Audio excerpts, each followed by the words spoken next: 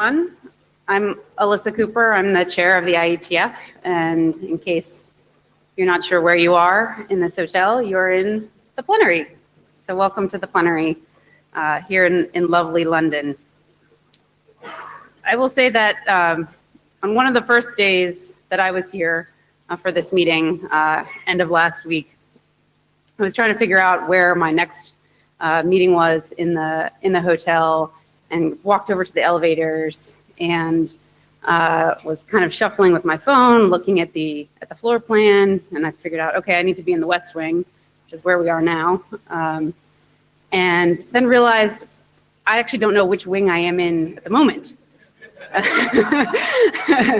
And so I sort of looked up from my phone to see, maybe the wall is going to tell me with the sign which wing I'm in, but of course it didn't. But what I did see on the wall was this sign, and then it became very meta, because I was like, wait a minute, I'm in a sort of maze or labyrinth, if you will, and that guy is also in a labyrinth, and I sort of thought, what is that sign doing here? Like, why am I looking at this guy who's in a labyrinth and I'm in a labyrinth? And it only took a second, but then I realized, of course, that this is part of our dear Secretariat's scavenger hunt to help people familiarize themselves with this venue.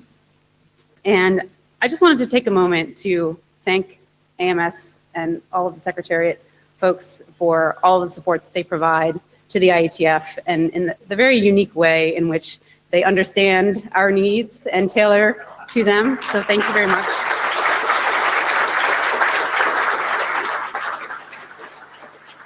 And, that extends to things like showing up with a leprechaun suit in honor of St. Patrick's Day, which happened on the weekend. In case, for those of you who weren't here, Alexa was wandering around as a leprechaun, as was, I think, Stephanie. And she, as you can see, was not wearing a red lanyard and gave me consent to use her photo in the Plenary. So kudos to AMS. Thank you so much for all that you do for the IETF. Today, we will have our sort of a typical agenda. So welcome to the Plenary. We will hear from our one of our hosts at this meeting. Then we'll have brief updates on hot topics. So as people have seen in the plenaries the last couple of years, we have sent out many reports in advance of the Plenary that contain a lot of detail about all the things that are going on in the IETF.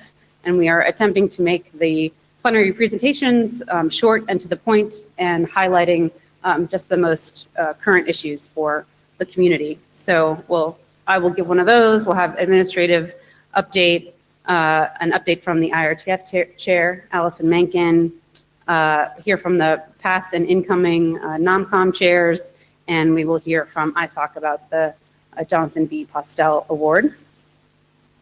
Then we'll get a bit of a preview of IETF 102 coming up this summer. We will recognize some folks in the community who are transitioning in their status.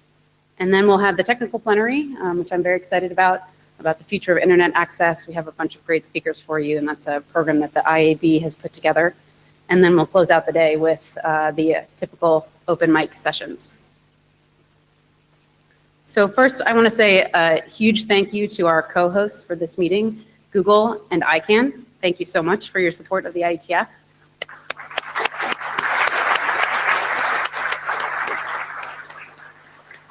We really could not have the meetings without the hosts, although we occasionally do. They're just not nearly as good.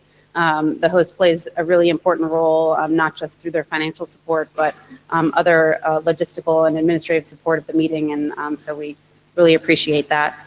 And now I'd like to ask Göran to come up to the stage, and we're going to hear from one of our co-hosts, ICANN.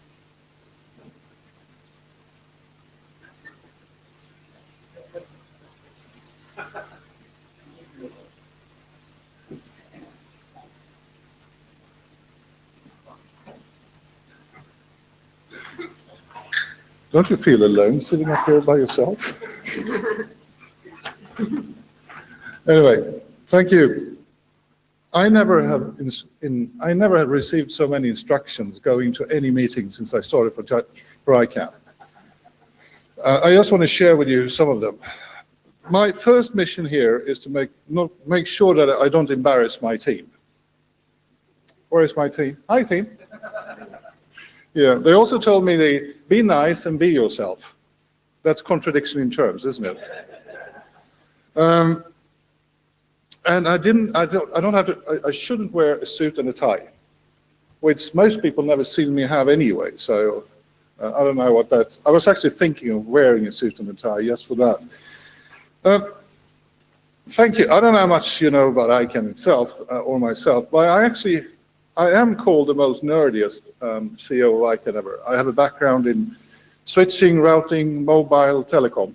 But for the last year, I'm now a recovering telecom regulator. So I've seen most things from both sides. But I've never been to an IETF meeting before. So I'm really happy to be here. For me, in a sort of personal way, when people ask me what is ICANN, I always start with one sentence: ICANN is not the internet. What we may be is the sort of user interface to the internet for the domain name system. But more importantly, we're a member of an ecosystem. And that ecosystem is you, who does the standardization work. It's ISOC, who does the policy arm, the RERs, who are the numbers community. And from the outside, and I'm not supposed to say this according to my share, we're in this shit together. I didn't say that, did I? Thank you for listening. And that's important to me. A couple of years ago, when I was appointed the CEO, I had the pleasure of going to US Congress to meet a guy called Ted Cruz. And one of the things I talked about all the time is in the voluntarily of the system. We do this because it's set up to be voluntarily. We work together because we have to in a voluntarily way. Everybody can sort of walk away and do something different. I don't do this to sell domain names. I do this because I think it's essentially important that the internet stays open and interconnected. I think you have done a great job, all of you, despite all, you even have more acronyms than we have. Yes, you do. You're the winners. But now, for the first time, I also see that the things we do together collectively in this ecosystem is threatened. I can give you one example. There are many legislative proposals and discussions around the world right now, here in Europe, in the US, and other parts of the world, that maybe for the first time ever will have an effect on our abilities to make policies. And there are any discussions, and I don't judge on them on being good or bad. I don't say that that is a stupid idea. But I know that some of them can actually hurt the interconnectivity of internet as itself. And I think that we need to continue to work together.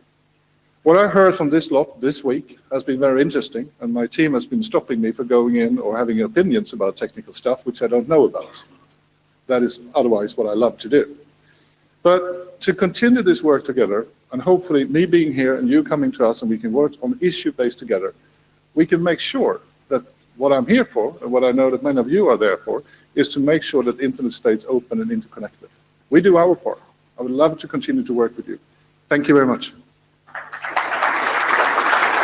I'm going to go down to the single Thank you. Now you can take back to your community and ICANN the virtues that you've actually experienced of having a plenary in the evening rather than in the morning. First-hand experience. So moving on to highlight a few issues of interest to the IETF community at large.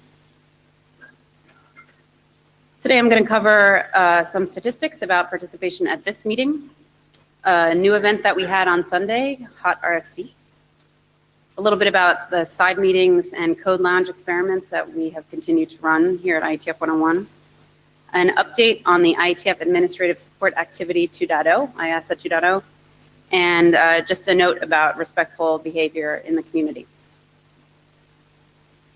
So first, participant statistics. At this meeting, we have 1,189 people on site, and we have 218 attendees for whom it's their first meeting. So thank you to all of you for coming for the first time to experience an IETF in person, and thank you to all of those who've been coming for a long time, who've helped those newcomers find their way. If we compare to meetings, our most recent spring meeting, which was last spring, We have more people who showed up here than did in Chicago at IETF 98. If we compare to our most recent European meeting, which was last summer, we had more people show up in Prague than we did here. You can see the country breakdown on the slide. We had the largest traction from the US, followed by the UK, China, Germany, Japan, and you can see the rest, a fairly typical split for us. Folks from 59 countries have showed up at this meeting. Again, that's kind of somewhere in between the statistics for IETF 98 and IETF 99 last year. Just a word about the hackathon. Participation in the IETF hackathon continues to grow, meeting over meeting. So this was our largest one yet. We had about 220 people participating on site and 20 remote. We had 35 projects, which is substantially more projects than we've had at any prior hackathon. And new for this meeting as well, on Monday night, for those of you who caught it, we had a hack demo happy hour so that all the teams could have a little bit more time to present the results of their work to the community and to engage in discussions with people who are interested in their projects to understand what they got done over the weekend and how it fits into the rest of the work of the IETF. And we're going to continue to experiment with that sort of thing. So if you have feedback about that event or about the hackathon itself, you can always email it to the hackathon list. You can email me. You can email Charles Eckel, who's been the main driver behind the hackathon. And for planning purposes, we are certainly planning to do the hackathon again at IETF 102, July 14 and 15, the Saturday and Sunday at the start of the meeting week. At this meeting, we also tried a new event on Sunday night, organized by Aaron Falk with support on the ISG from Aaliyah Atlas and Spencer Dawkins. It's called Request for Conversation, otherwise known as HOT RFC. So this was an opportunity for people who wanted to give brief lightning talks to encourage brainstorming, to find collaborators, to advertise their bar-offs, or to just generally raise awareness about some new idea that they have or that they've been working on. And by all accounts, it seems the feedback that we've gotten so far is quite positive. We had 17 lightning talks that were given, and we had about somewhere between 80 and 100 people in the room. It ran concurrently with the second hour of the welcome reception. And you can find the proceedings online. All the slides are up there. The ISG is very interested in hearing from the community about what they thought about this, whether we should do it again, what we should change or do differently. So please send that feedback to iesg@ietf.org. Or I'm happy to talk about it at the open mic session here as well. And big thanks to Aaron for all his work in helping to organize that. We've also continued our experiment at this meeting with side meetings and the Code Lounge. So what we've done for side meetings is we've allocated one large room and one small room that people can book in advance for their side meetings. So no more going through your area director to book those slots as long as they are not conflicting with the meal times. Both of the rooms have projectors, and then if you do want to book a mealtime slot, signups for those open up on site.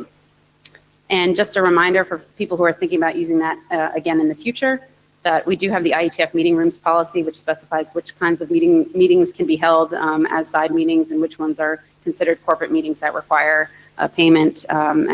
So it's important to remember the line between those things.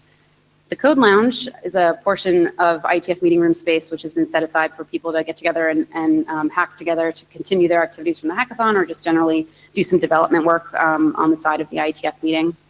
And both of these are still kind of in the experimental stage, so we're continuing to collect feedback about whether people find them useful and refinements that we can make. We changed up the side meeting sign up a little bit so that anybody could sign up this time.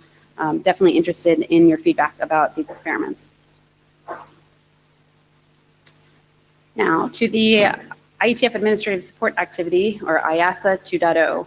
So IASA is the name that we use to describe the way that we structure the administration of the IETF. That means the meeting planning, the financial planning, the fundraising, and so on. IASA 2.0 is an activity that started in November of 2016 with a sort of project plan that Yari Yarko, the previous IETF chair, mailed out to the IETF list. Over the last year, we've had kind of extensive discussion on the IASA 2.0 list and at the IETF meetings about restructuring or refactoring the way that we conduct our administrative activities. There's a bunch of different factors that have led to the current structure being not the best fit as it was in the beginning. And so we've had this conversation about transitioning to a different structure, or whether there's things that we can do to improve upon the current situation. Over the last 2 meeting cycles, the group has been considering multiple different legal options for what a new structure could look like, everything from staying exactly as we are, which is as an activity of ISOC, where the IETF does not have its own legal entity, all the way to becoming an independent organization from ISOC to house the administration of the IETF. And yesterday we had a BOF session where we talked in even greater detail about several of these different options that have been considered and about which we had sought legal advice. And what happened in the BOF room is a couple of things. First, by the end of the session, we had rough consensus in the room in favor of creating a limited liability corporation that would be treated as a division of ISOC for tax purposes in order to house just the administrative piece of the IETF. So this doesn't really have anything to do with the standards process and everything that the ISG and the IAB do, and that happens in the working groups and among document authors, but just for the administration of the IETF. And this particular legal structure has a number of values and properties to recommend it, as do several of the others that we considered, but that was kind of where the room landed. And if you want more details on any of this, it's all available on the IASA 2.0 mailing list. We also, in that session, got lots of good feedback about many of the organizational details that we would need to hammer out if we went down this path of changing the administrative structure. So the plan going forward is, first of all, to confirm the HUMs on the list from that session, which is the mail has already gone out about that. And then to basically take the choice of legal structure, assuming it gets confirmed, and embed that choice in a working group charter, which has also been circulated on the list. And via that mechanism, confirm the sense of the IETF community that this is the direction in which we want to take our legal structure for our administration going forward. The charter for the working group would be to update our existing RFCs that describe all of these administrative structures. And then outside the working group, we would begin working on the actual legal documentation, which we would not write in the working group, since that's not an appropriate venue to do that kind of thing. And these processes would work in parallel. So if you're interested in any of this, please join the mailing list, IASA 2.0. I know that many people are not interested in this, but for some people, it's the choice of administrative structure embodies a lot about the IETF and how we operate as a community. And so I really wanted to just take a few minutes of your time to raise awareness about this in case it's something that people haven't been following. I also wanted to just take a moment to touch on respectful behavior in our community. So on the slide, you can see we have a list of our existing policies that govern behavior in the IETF. We have guidelines for conduct, which is encoded in a BCP. We have an anti-harassment policy put forth by the ISG a couple of years ago. We also have anti-harassment procedures, which created our ombuds team, who's here on site. And the newest policy of these is the IETF meeting photography policy that the ISG put forth just before the meeting after consultation with the community, and which has been supported by, as you can see, some folks wearing red lanyards at this meeting, with their choice to not be photographed as an individual when not operating in a leadership capacity, and white lanyards for the rest of the crowd. So you can take a minute and you can kind of peruse the policies, familiarize yourself with them if you haven't before. But perhaps more important than reading the policies, I think it's important for everybody to think just for a minute about what happens in this community and how much it is derived from the individual choices that we all make. So this community is really made up of it is what we make it. And if you want to be treated respectfully, then you need to treat other people respectfully. And I think sometimes that gets a little bit lost. Like, it's really easy to get really amped up about whatever technical topic you're discussing, or if you're happen to be discussing, say, one of these policies on a mailing list, it's easy to get lost in the details and get overheated about those things.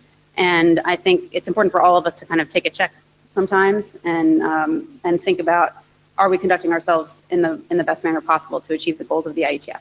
So I wanted to take a moment to do that today, and hopefully that's been helpful. We have a whole bunch of other topics that are covered online. in the report that we sent out to the community at the end of last week. So other experiments that we're running, information about appeals, which we haven't had any of in the last cycle, status update about how we're trying to handle some DMARC issues with IETF mailing lists, and lots of other reports from other parts of the IETF that you can find online, in addition to the blog, where we're regularly providing narrative content about what's going on in the IETF. And with that, I will turn it over to administrative hot topics. So Beyonce, if you're going to come up to the mic, and Portia Lynn Stanley.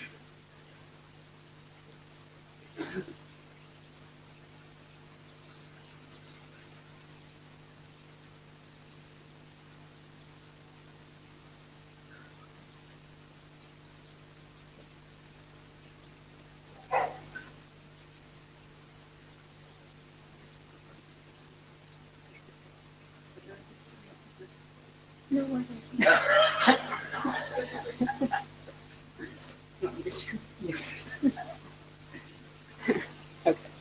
So just to explain why the name Beyonce is on the slide. So the IAOC, which is the Administrative Oversight Committee of the IETF, doesn't elect its chair in the IETF week until Tuesday morning. So yesterday morning was when we elected the new chair of the IAOC. And yet the slides for this presentation need to be built, eons in advance in order to make sure that they're all correct and that the full IAOC has the opportunity to review them and get every detail right. And so in the initial versions of the slides that you're about to see, the IEOC chair was listed as Beyonce because we didn't know who it could be. And the thought of it actually being Beyonce was pretty exciting for some of us. So we thought, why not put that in there? And then after we did the election and our new chair, Andrew Sullivan, was elected, I dared him to leave it in on his part of the slides. And he said yes. And so I left it in on my part of the slide as well. So over to you, Portia. Alyssa is going to learn not to dare me to do things. Thanks, Alyssa. I wanted to make sure that everyone knew that I was not trying to be Beyonce. Okay. So,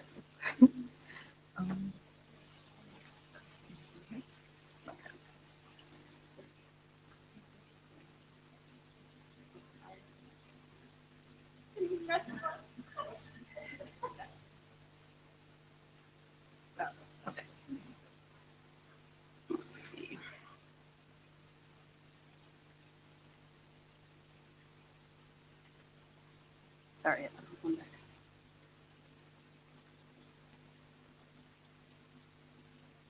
Yep.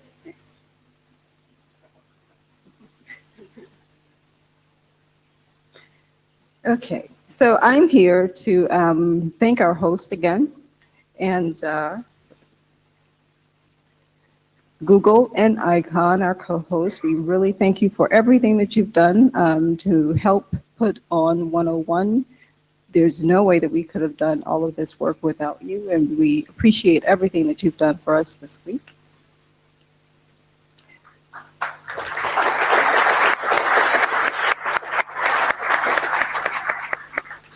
The slide has all of our sponsors, and of course, we really appreciate your work. BT, British Telecom, is our connectivity sponsor. Facebook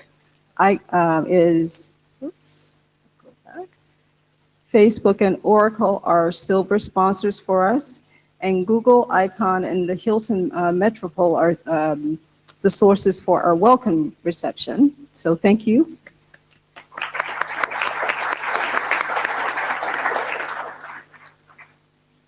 And of course, in the background, there's so many people who are working to who come into the venue so early to make sure that everything is going as it should, and also just working behind the scenes. We've got our code sprint and IETF data tracker enhancement, our volunteers for that.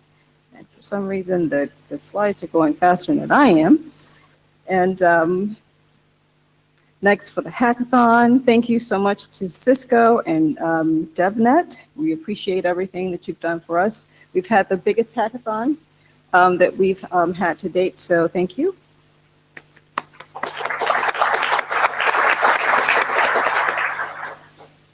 And of course, there's the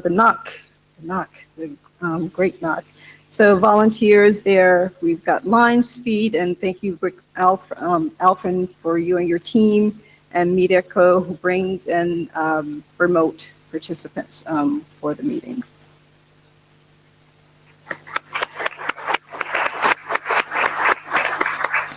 A reminder that Thursday is tomorrow.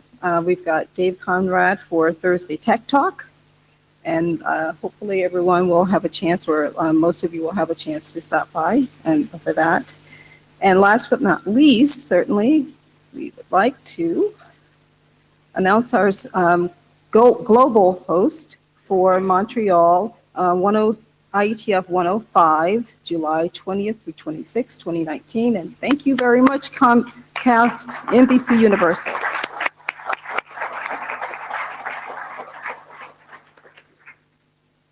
Thank you.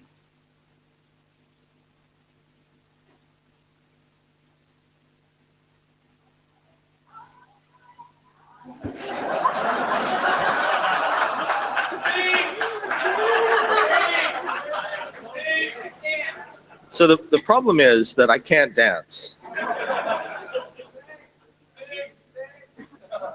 And I only sing old standards. Before I begin talking about the IOC more generally, I first want to start with some infinite thanks to two people who are leaving the IOC. Leslie and Tobias are both previous chairs of the IOC. You may not know this, but not everybody in this room is always entirely nice to the IOC. And these are the people who took many of those slings and arrows over time. And I understand something about how you can, sometimes you misjudge things. Sometimes the community is not perfectly clear about all of the things that it wants. And I think that both Leslie and Tobias did some wonderful work. They helped us over time. So I really want to thank them very much. I know we're going to thank people later, but anyway. I want to do that mostly because sometimes I was the sling holder. So Glenn and I are joining the IOC again. I, for my sins, am coming back, and so my colleagues picked me as the fool who put his head in the sling. So here I am. We have some other welcome to make. We have a new legal counsel, and this has been split up a little bit. So Brad is actually here and will be coming up a little bit later, so you can see him in the flesh, but there is a picture. David Wilson is alas not here, but he is also part of our new council team, so that's great news. We also have a new sponsorship fundraiser. Ken is also here, and keep your eyes peeled for him and get your wallets ready. Now, we put up the detailed report already, so I'm not going to go into all kinds of details here, but it's there on the slides, and of course, you can find it on the web. But I do want to remind people of a couple of things. First of all, we have this new venue selection committee. So the meetings committee is coming to an end, and the new venue selection committee has been announced. The IOC appointed Glenn Dean, who is a member of the IOC, to chair the new venue selection committee. We're still looking for community volunteers for all of the committees, but I want to take this moment to thank Ole and Avery for their leadership of the meetings committee in the past.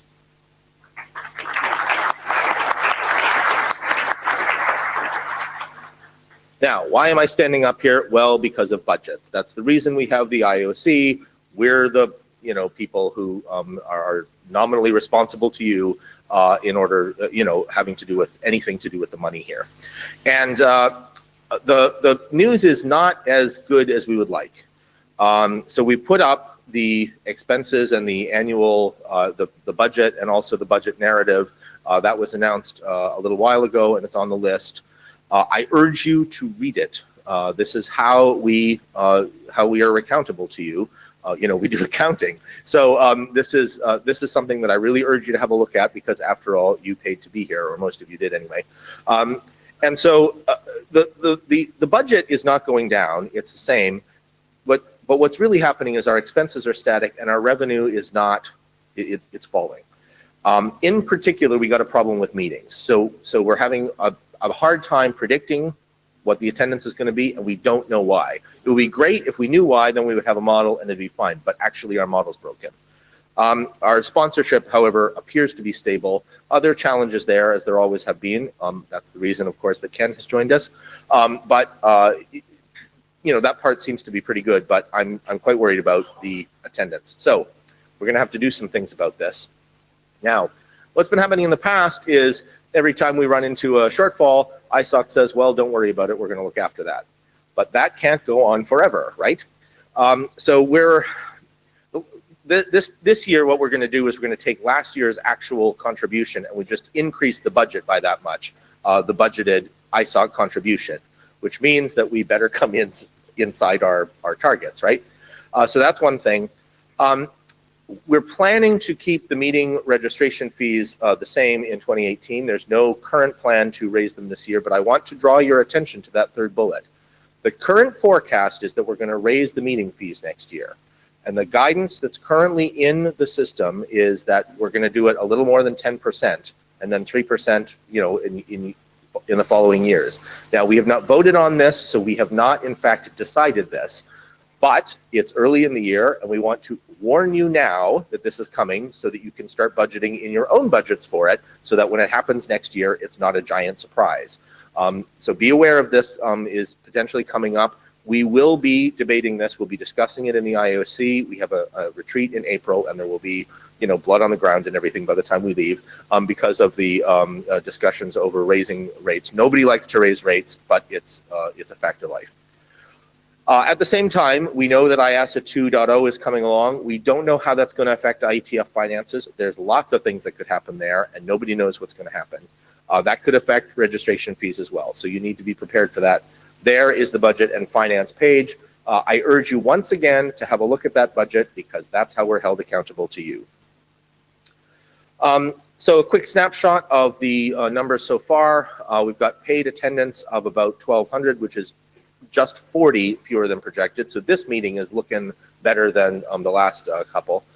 We have 418 remote participants registered, however, and that is changing, you know, fairly rapidly, which has some implications for our budget as well, because we have to support all of that. There were 213 letters issued, visa letters. So we've got some registration revenues and sponsorship revenues there. I don't think any of this is final. Usually this, there's some, you know, final adjustment that happens, but these are pretty close. So, you know, these are the numbers right now. So thanks very much for this. There are some additional materials at the end of this slide deck that you can download online if you want, but I'll stop talking so that we can get on to the interesting things in this meeting. Thanks very much.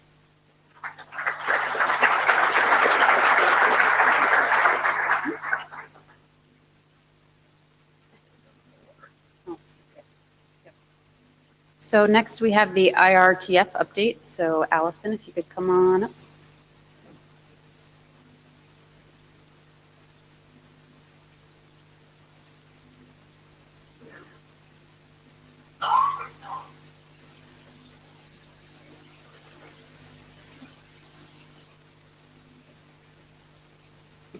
Hello. I think people know who I am, and I want people to know more about what the IRTF is as well, but I'm Allison Menken. This is, you've seen this mission statement before in others of these plenaries, but we have a parallel organization of research groups that do work that's forward out ahead of what is reasonable to standardize. And the goal is to strongly have a close tie between them to make this a great place for new and innovative thinkers to bring work that can then become applied. I've added a no standardization sentence here because we continue to have confusion about whether if we're producing RFCs, they'll also be standards. So the documents from IRTF, even if they are RFCs, and they aren't always going to be, will be experimental or informational and are clearly labeled as such. And we're working on that within the context of the stream owners with Heather on that. This is a list of all the research groups, and I just want to mention that they are continuing to meet avidly here. And so I think there seems to be a lot of bringing together of people who are researchers with people who have been more traditionally not researchers. And we have a method of something called proposed research groups, where you can meet quite freely if you have a good idea for 3 meetings, and then we'll decide if it's actually progressing and is going to be useful.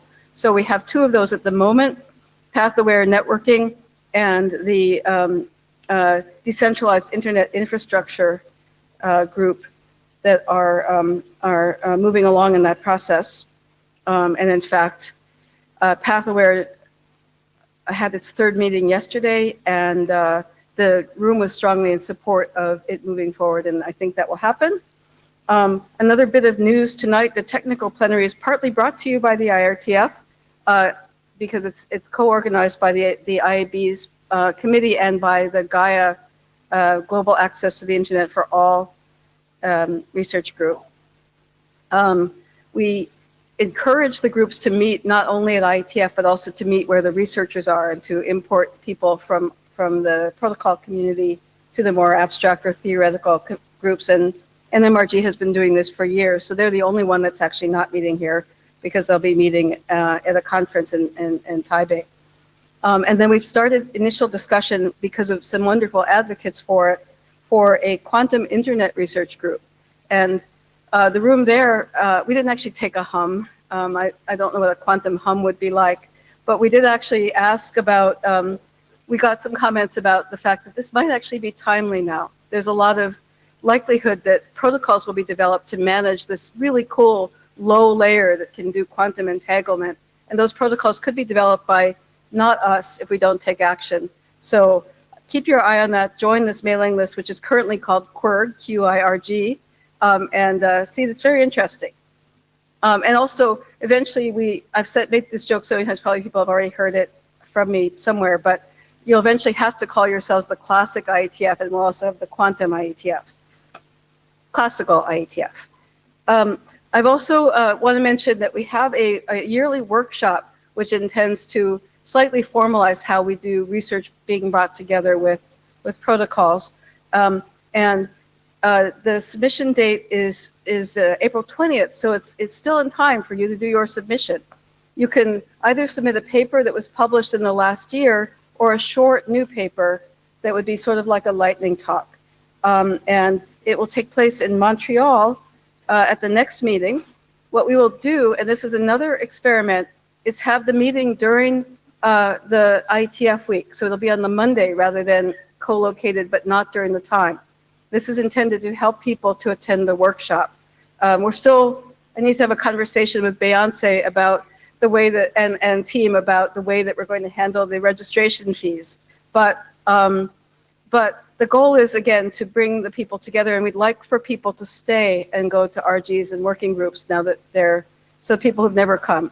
We have quite a few people who are new attendees who are here because of the IRTF and then learned something about. Many of the speakers were new attendees. I should probably start tracking that. And the other thing we'll do is we'll have topical blocks so no research groups will meet that day, but also we'll make it so that it'll be easier for the IETF areas to say, most of the routing things are there, so I'll try not to schedule routing things. And I'll have to hope that this doesn't blow the minds of our very wonderful secretariat as we try to work on this. But I've been active in the scheduling anyway. So there's another note on the relationships we have, and there should be a good song for this. But anyway, we have many times when I say, well, I wish that people from such and such research group had been here, because look at this great stuff that is being presented, which is from the measurement world or something like that. So I want to advertise that yesterday, for example, the MapRG had great new data and analysis about current research working group topics: IPv6, the HTTP2 push, QUIC, DNSSEC. You get the idea. So corner me or send mail to the IRSG about what you think might be useful in ways that we can help with the interworking here. We have another feature, which is every year we pick 2 best papers at the Applied Networking Research Prize, ANRP, for each IETF, and announce them just before the IETF. We had presentations today during the IETF Open group, I'll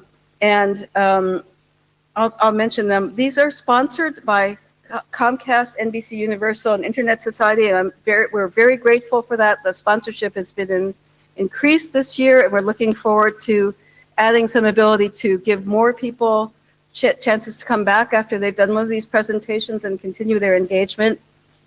We had the biggest set of submissions ever this year, and as a result, we could have actually had 10 or 12 of these awards, but we don't really have enough time to have presentations. And finally, IETF.org is where you can find all of our info, but if you also go to our Twitter feed, in Retafo, you can see the victorious picture of the two ANRP folks that I just posted today, and find out more. And I'm very happy to talk with people or answer questions during the open mics.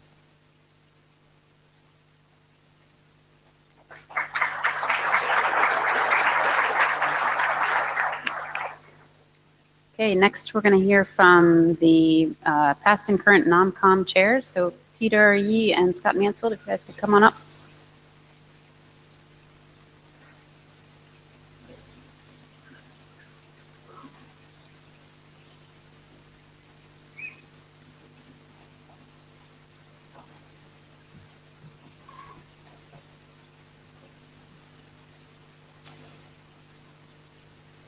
Alrighty, this is the NOMCOM report. So for the NOMCOM 2017-2018, I'd like to draw your attention once again to our voting members list and for the list of non-voting members as well. Those are the liaisons, advisors, and chair positions.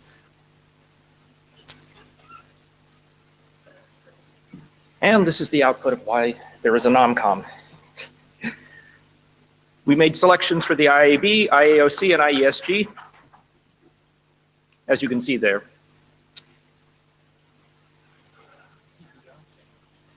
Yeah, I didn't get the memo about Beyonce.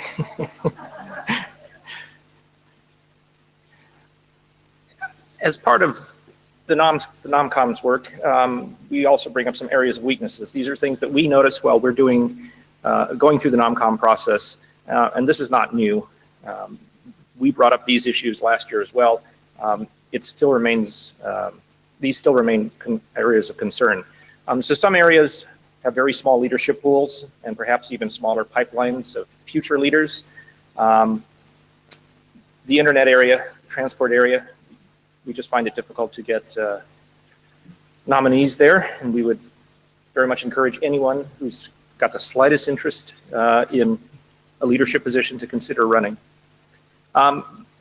There's also the obvious concern about employer support, and so we are giving some consideration, Scott maybe address that, about an earlier call for nominees to give people more time to line up employer support, because it takes a while, we understand that, and sometimes if you don't get into the process early enough, it's hard to get feedback as well and really be engaged in the NOMCOM.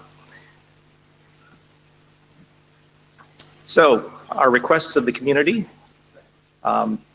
check your eligibility to volunteer for the NOMCOM. I think last year we had about 125 people.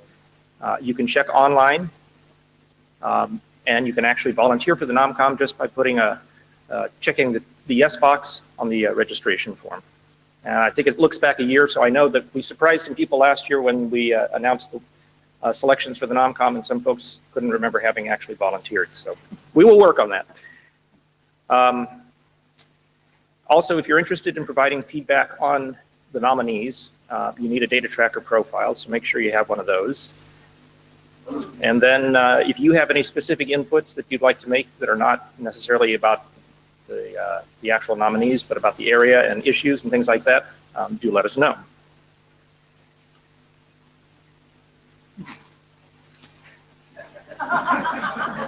Thank you. Scott, you're up. Thank you very much. So I'll just introduce myself real quick. I don't want to take a lot of time. I'm Scott Mansfield. I, of course, an individual representing the IETF community, but my employer is Ericsson. And so I just wanted to give you a chance to see who I was, and if you have questions about NOMCOM, please come and ask me. I would really like to start the process a little bit earlier this year so that we can get some more feedback and try to get a much bigger pool. I would also like to see more people volunteer to be selected to work on the NomCom, because it really is a great roller coaster ride. You'll have a great time, and we actually even feed you a little bit at the meeting. So that's about, does Spencer have a question? Or Spencer Dawkins, third term area director for transport. And I was just going to suggest to the community that we also remember, thank you all for serving, and thank you, the NomComs, for serving up a pretty impressive group of leadership over a bunch of years, which I've had the opportunity to serve under and serve with. It seems to me that at least a little bit of what we're talking about here is kind of like the Kobayashi Maru thing, where it's like basically this is a fascinating problem to solve about how we recruit leadership for a couple of the areas, and that there may not be any way to solve that other than doing the James T. Kirk thing of saying we're going to reprogram the simulator. And that's not your problem to solve, okay? And that's not the ISG's problem to solve or the IEB's problem to solve particularly. That's really a community thing. So I would ask the people in the community be thinking about what we as a community can do to reprogram the simulator so that we're not sitting here in 2028 having the same conversation about the end area and the transport area. Because I'm almost sure there will still be an IP protocol and perhaps even quicker TCP. Yeah, thank you very much for that. I think that is excellent input, and what the NomCom can do is continue to bring that message back to the leadership and help foster the discussion, because like we always say with these NomComs, it's basically you get a big box, you put it in the middle of the room, you let the cats jump in it, and then you close the lid. So the last thing I'll say is I'd like to thank Kathy Brown for selecting me, and then Peter and Lucy, I'm going to rely on them heavily to hopefully that this NomCom for 2018, 2019 will run as smoothly as the last two. Thank you very much.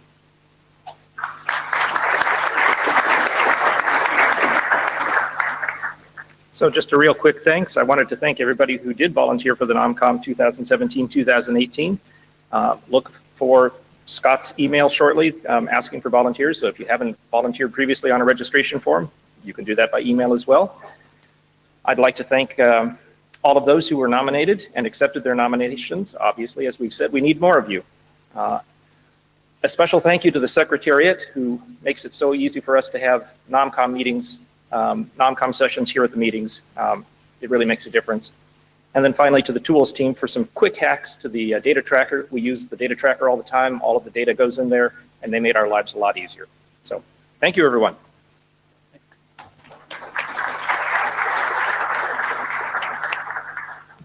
I just want to second that appreciation for the NomCom, for Peter and everyone else who was on the NomCom last year. It's an arduous task, particularly in the November meeting and the fall and winter timeframe. And those who volunteer, I think, deserve special recognition from us for their willingness to commit the time and energy that it takes to help us find the next generation of leaders for the IETF. So big thanks to all of you, and to Scott for being willing to shepherd it this year.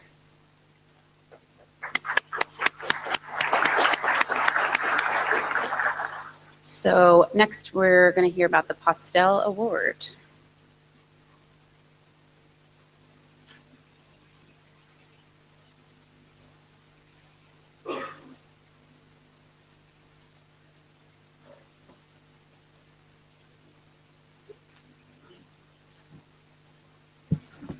I'm Kathy Brown, and it is that time of year again that it's my great pleasure to introduce and the Postel Award. To those who don't know, John Postel was in the center of the internet. You can see by the relationships, almost everything some of us, all of us are doing, he was there at the beginning.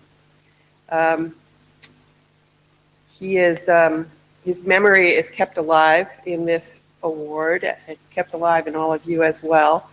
But the year after his untimely death, the Internet Society established the Jonathan B. Postel Award to honor individuals or organizations that, like John Postel, have made outstanding contributions in service to the data communications community. The list of awardees is quite impressive at this point. There are some fabulous recognition here on this list of people. I know in the last 4 years that I've had the privilege to be involved, this community has nominated and then selected some incredible contributors. And I have noted that the delight of those who win is quite authentic, real, and they feel quite privileged to have received it. So I'm asking you to think about the nominations for this year. Here are the criteria for the award. For those who might ask, the Leadership Award Committee is actually the past recipients. They appreciate a good list, and that list mostly comes from you all. There is obviously a crystal trophy and a $1 award, but it is really the honor of receiving it. The nominations open today. They will close May the 2nd, and you can do your nominations at this website.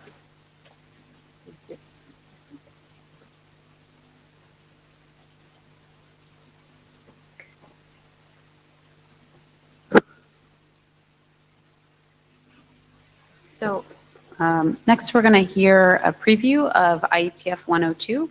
I could invite Chris Bowers to come on up.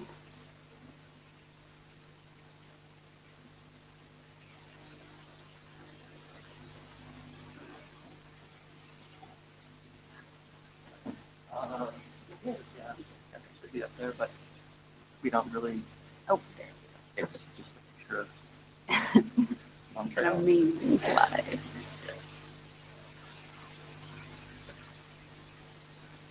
So on behalf of Juniper Networks, I'm happy to be able to invite you to IETF 102 in Montreal, Canada, coming up this July.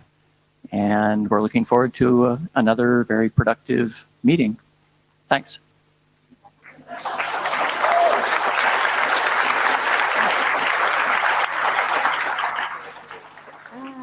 Big props for brevity. Okay.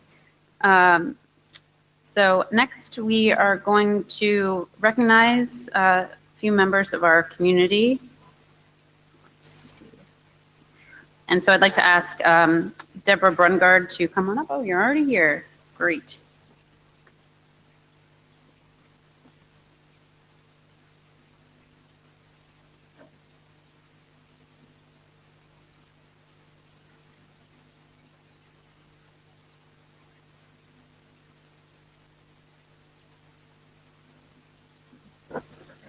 Okay, while these two people are currently in the routing area and as chairs, their influence has extended way past the routing area, and I'm sure you all are very familiar with them. The first one is George Swallow. We want to thank him for all his contributions and best wishes for his retirement. He has been chair of the MPLS working group for more than 20 years. I think it's going on 21 plus now. He authored more than 40 RFCs. He authored the first RFC on RSVP traffic engineering, and also many have pointed to me that his LSP ping has also been one of the most famous of his accomplishments. And yes, as they say, yes, we still got that. And he's mentored many IETFers throughout his time with us, including myself. So George, would you like to stand up? We'll give you a hand.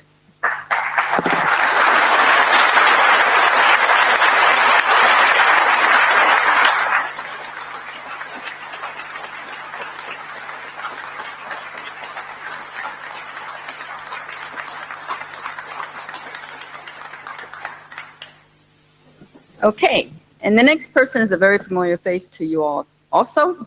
It's Pat Thaler. She has been IETF's IEEE go-to person for everything. And she's been IEEE 802 participant since 1985. She has, I've heard, held the most leadership positions in IEEE of any person. So last week or the week before, they really honored her there, and we are honoring her here. Her first IETF attended, we estimate at IETF 50, and she most instrumentally helped us form our IETF IEEE 802 committee coordination group, which has really helped our relationships. And currently, she's the DetNet working group chair. Pat, stand up.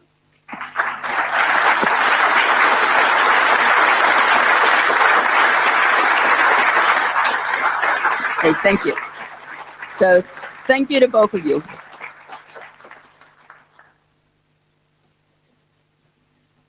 Thank you. So next, we're going to recognize our outgoing IESG members. We have 3 people rotating off this year. First, Aaliyah Atlas from the routing area. Aaliyah has been a persistent voice on the IESG, at least in my experience, keeping us honest as far as the way that we operate, the way that we try to shepherd work and steer the community in order to make sure that our process is open to as wide a variety of voices and interests and individuals as possible. And I think that has made a lasting impact on the IESG and the work that we do in the IETF. She's also really focused a lot on the leadership aspect, particularly in the routing area, thinking about training new leaders and how we can help people be successful in the IETF. And I think in addition to all of her many technical contributions, we owe her a debt of gratitude for those efforts, which for the rest of the community maybe weren't visible outside of the routing area or the IESG, but I think we're quite important. We have some gifts that we got for our IESG members here. Actually, there's 3 of them, and we had to kind of decide, we want to get all of them ponies, or do we want to get all of them unicorns? We ended up getting 2 ponies and a unicorn. So, Aaliyah, we have a pony for you up here. Come on up.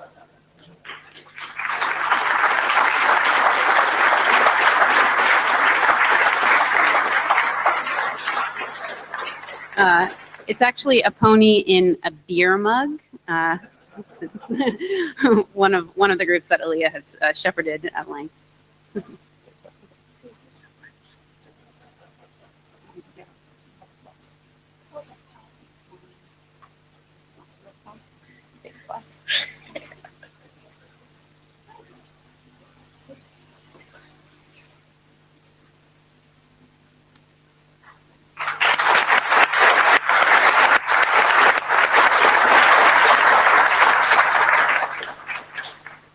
So next we have Benoit Claes. He's been one of the ops and management ADs.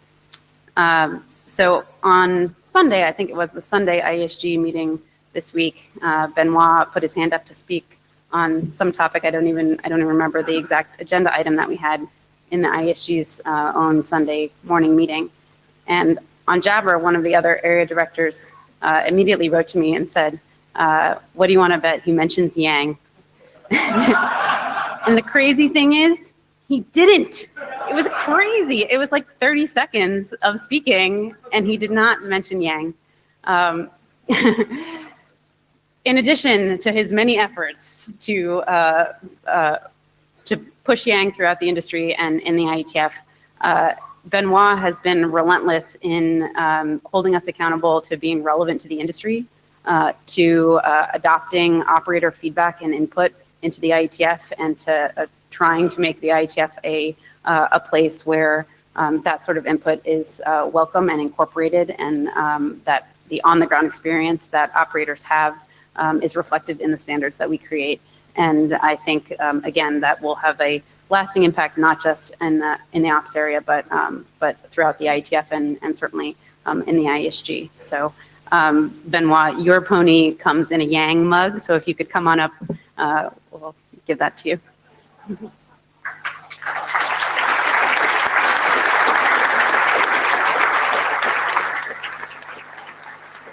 Actually, it says Forever Yang, so.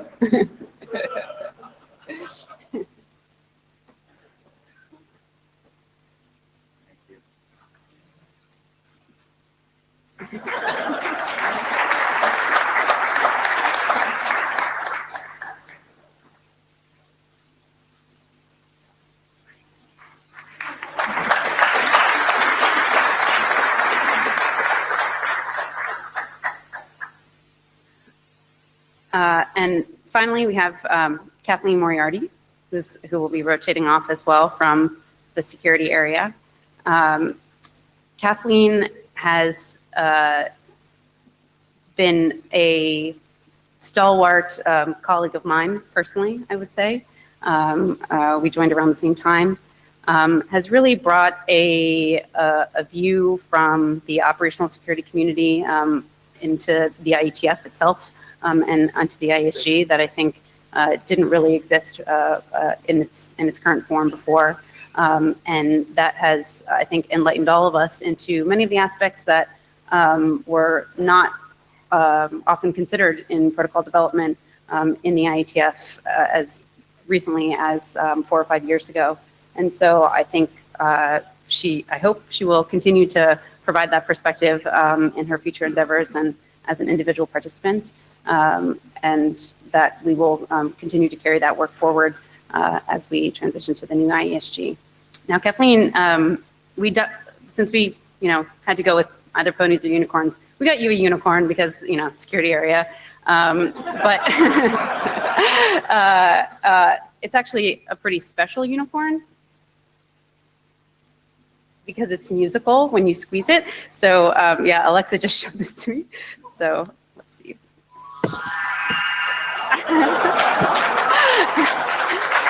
So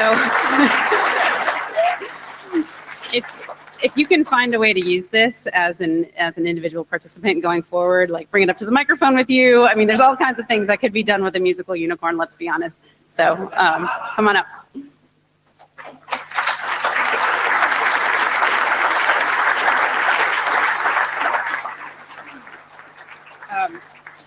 Additionally, we couldn't figure out what to put in your mug, so we didn't get you a mug, but we did get you the required security hoodie. Thank you.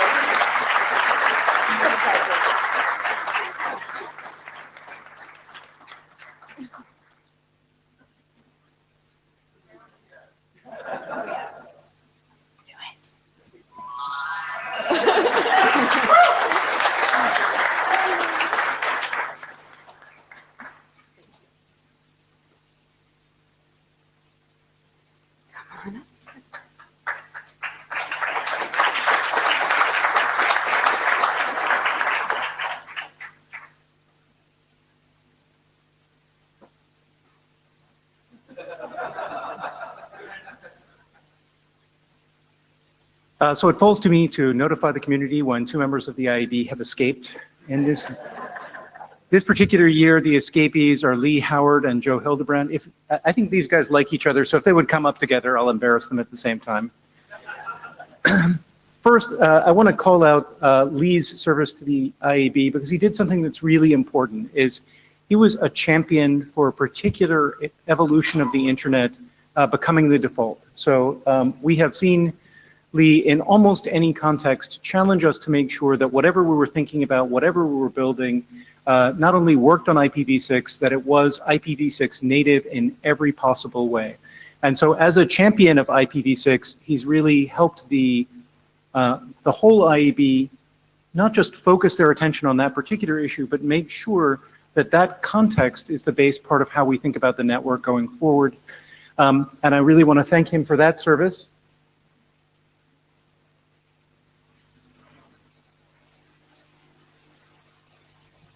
And for each of them, we've developed an architecture tester so that they can go out into the world and continue to serve the internet. This particular one, which is dev device 0002. Make sure that the network it's connected to is IPv6 capable, has no NATs on it, and traverses with absolutely no interference. So please take it with you and make sure that you use it well. Joe's service to the IEB started at the same time as mine, and I'm desperately sorry to lose him as a colleague because he helped me birth so many bad ideas. And I even helped him birth one or two. The one thing I really want us to focus on from Joe's service, in addition to his tremendous knowledge of both modern development practices and how middle boxes work and how the web works, is his insistence that we think about explicitness in the network. When we think about how people derive signal from the network, we think a great deal about how people watch the network as it passes. And although Brian and many others of the community think about measurement very deeply, Joe was really insistent that we think very hard about what it would take to make explicit signaling a core part of the network architecture. That work is still going on. But we think Joe can take it forward in Mozilla and his other roles. And we've built for you this network tester, which looks at very explicitly to see if there's adequate TLS, whether the domain name system is working as it ought to, and whether the rest of the things that go into making the web substrate work exactly as they're meant to. If you'd like to play along at home, this is, of course, an open source project. It's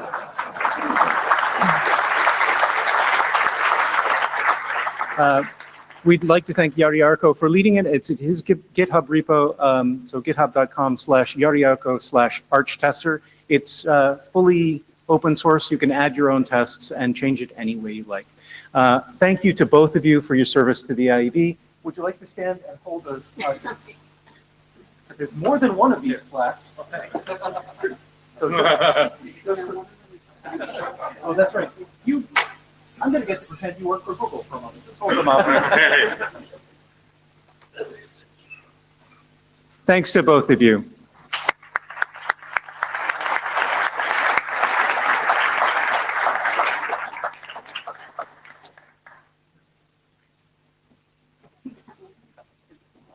So it's great that the ISOC plaques are themselves an open source project, because we'll be adjusting this in the back as we go.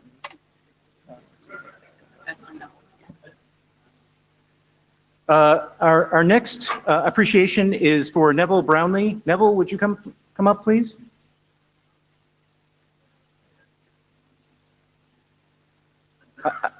I don't see Neville. So let me tell you a brief story before we appreciate him in his absence, and that is Neville actually served a year longer than he asked to serve. He actually tried to retire last year, and Robert Sparks and the rest of the IEB basically threw our collective arms around his knees and said, "We're not ready yet, please wait." And he was kind enough to give us an extra year of his time and attention, and this year he spent a great deal of time with our incoming ISE, Adrian Farrell, to bring him up to speed and to make sure that the RFC editor function had no blip because of any lack of information being transmitted.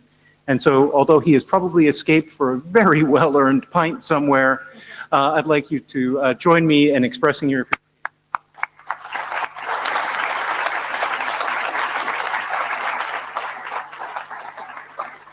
We'll catch him sometime later in the week for the obligatory picture with a plaque.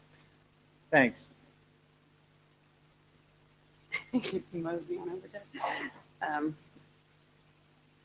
So that brings us to the technical plenary. So Brian, I'll leave it to you, and I'm going to go sit down.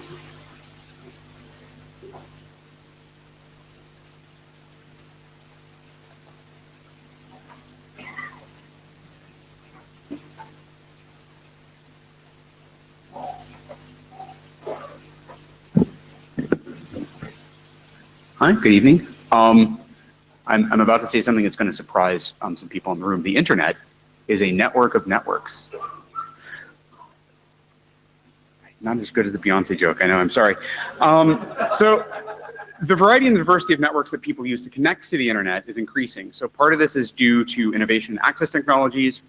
Part of it's due to the fact that there are just more internet users in the world, and the diversity of sort of the ways that they can connect to the internet, the physical infrastructure is expanding. And we thought it would be interesting to have a discussion about the future of access networks given this diversity. So I'm going to escape very quickly. I'd like to call Jane Coffin, the co-chair of the Gaia Research Group and Director of Development for the Internet Society, Director of Development Strategy for the Internet Society, to come up and introduce our plenary speakers. If you'd also come up.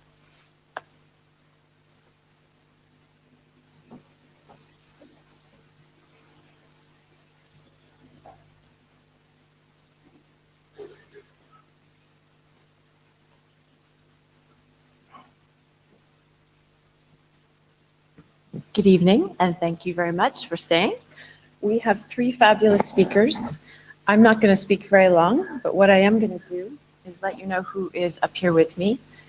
We have Leandro Navarro, who's a professor at UPC in Barcelona, but he also works with Wi-Fi.net, which is a community network in Spain.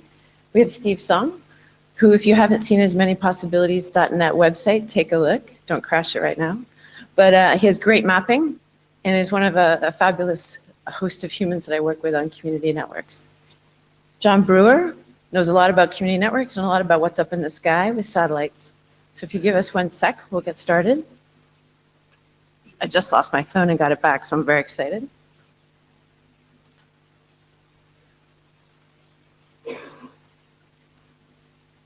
So how do these people all weave together in this network of networks? So one, on community networks, I have the privilege to work with people every day who are building networks from the bottom up, ground up, community up. We call it for the community, with the community, by the community. It's partnering at the local level to provide connectivity where there isn't connectivity. As many of you know, there's obviously this digital divide around the world, and we see the gaps where people aren't going to provide that connectivity, whether it's wireless, wireline, Wi-Fi, or other. These networks, Leandro will tell you more about them, but they're sparking innovation at the local level.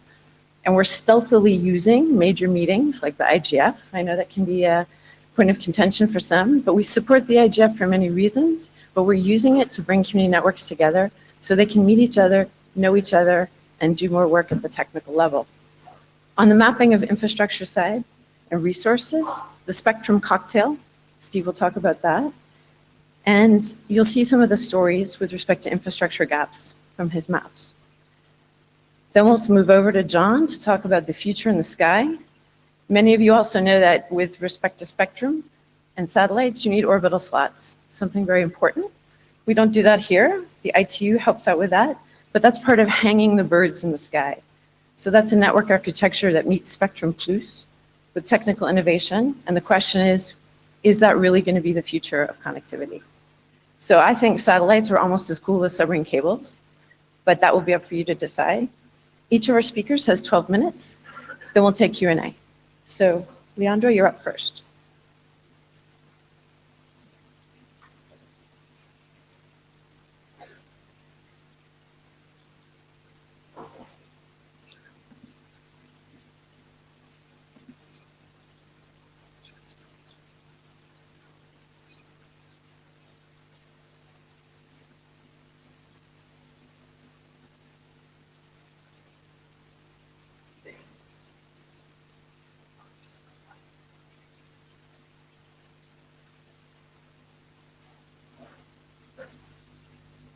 We couldn't have done any of this without Cindy, so thank you.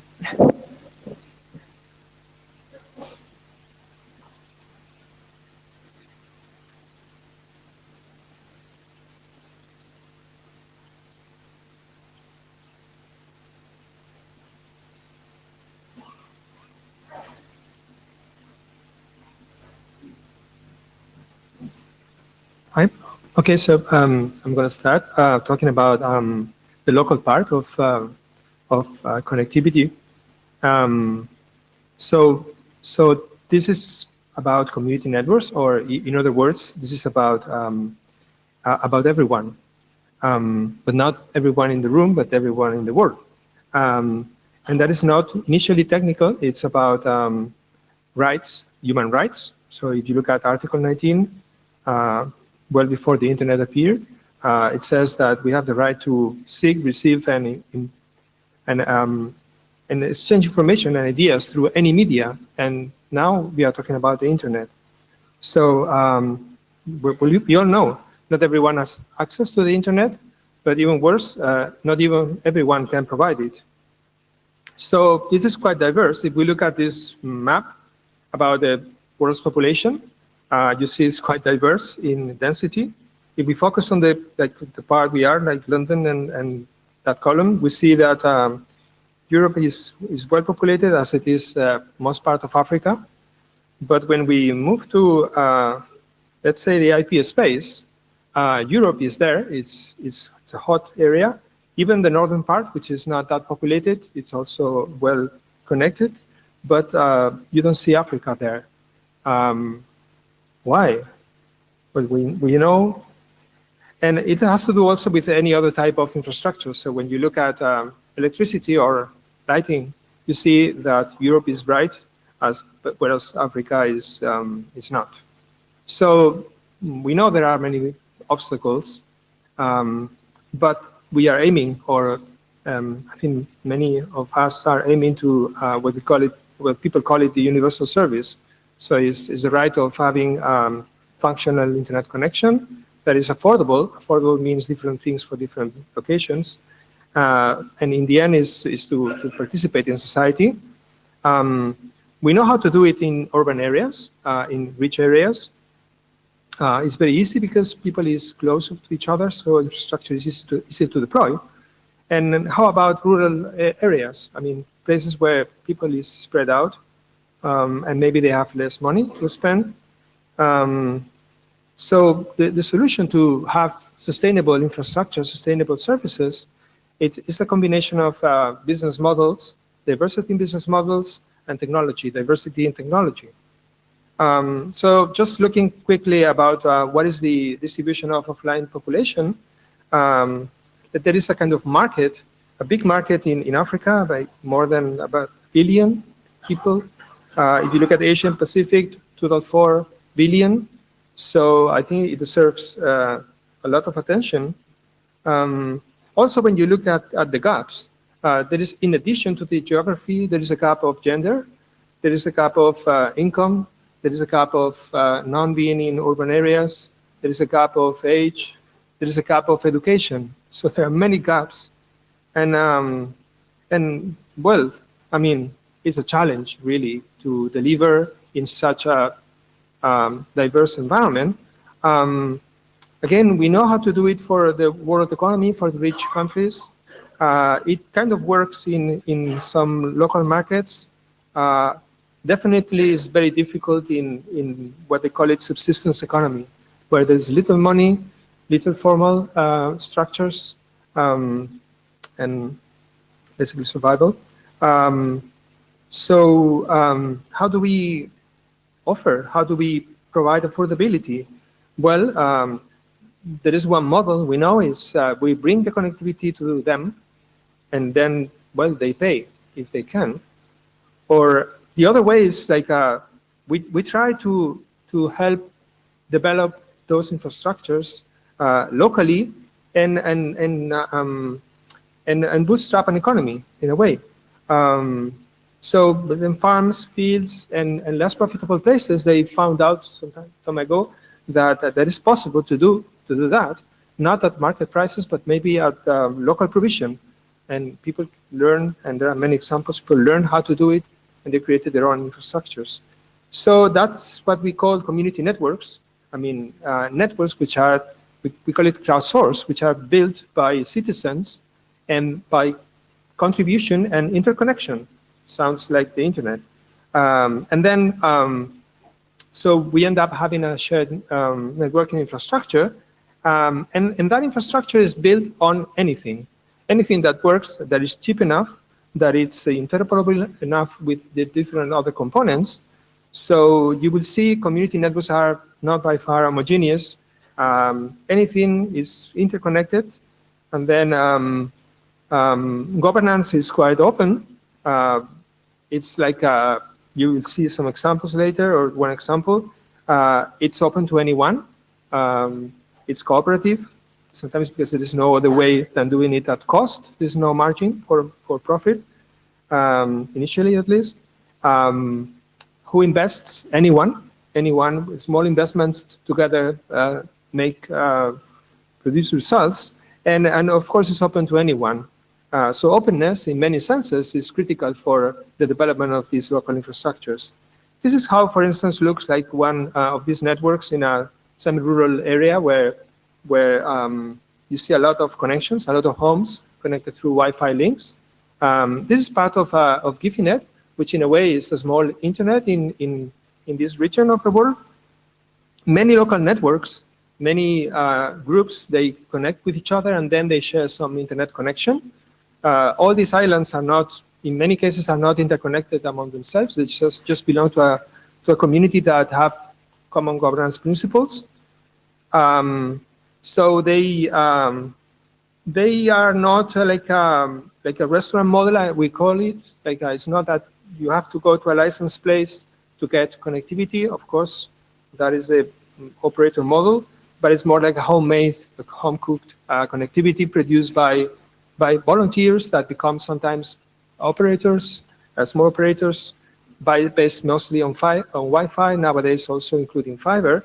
And they learn how to organize and grow themselves, and they've created like an optical backbone.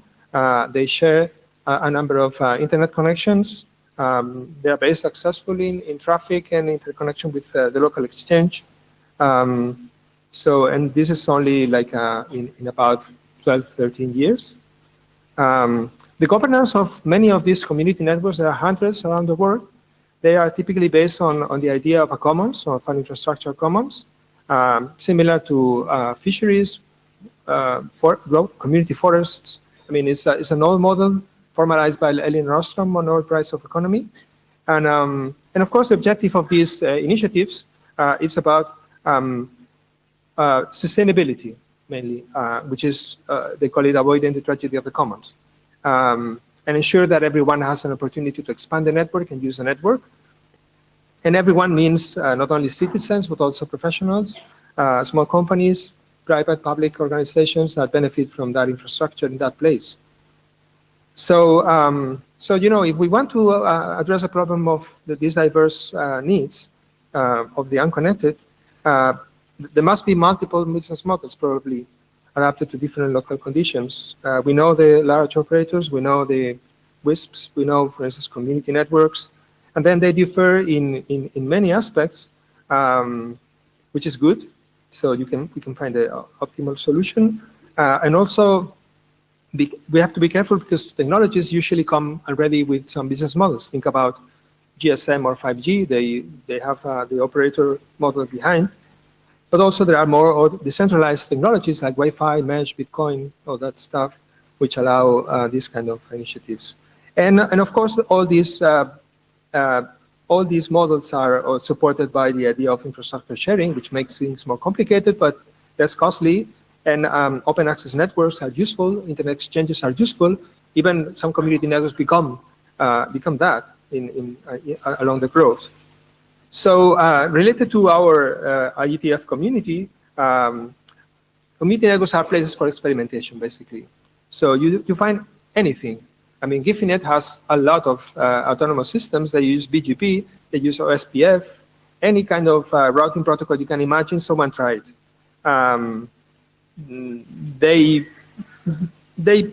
It's an IP network, so anything works. There are a lot of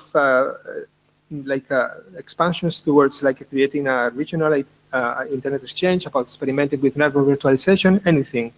And also in the economic model, because it's based not on a centralized authority, but on a compensation system. We call it that we compensate consumption and contribution, incentives, and now they are exploring for years the idea of blockchain, crypto coins, as a way to decentralize that. So my final point is that, yeah, there is a need for an open internet. Without an open internet, these networks would not be possible. Without the idea of self-provision, it wouldn't be possible. We have to make sure that this is legal, allowed, easy, accessible to everyone. Cooperation is the basis to construct these infrastructures that no single one can build. A lot of lessons learned from community networks, not just in bringing in connectivity, but also bringing development, bringing business models, bringing income, bringing jobs, bringing local resilience to the digital infrastructure of many communities.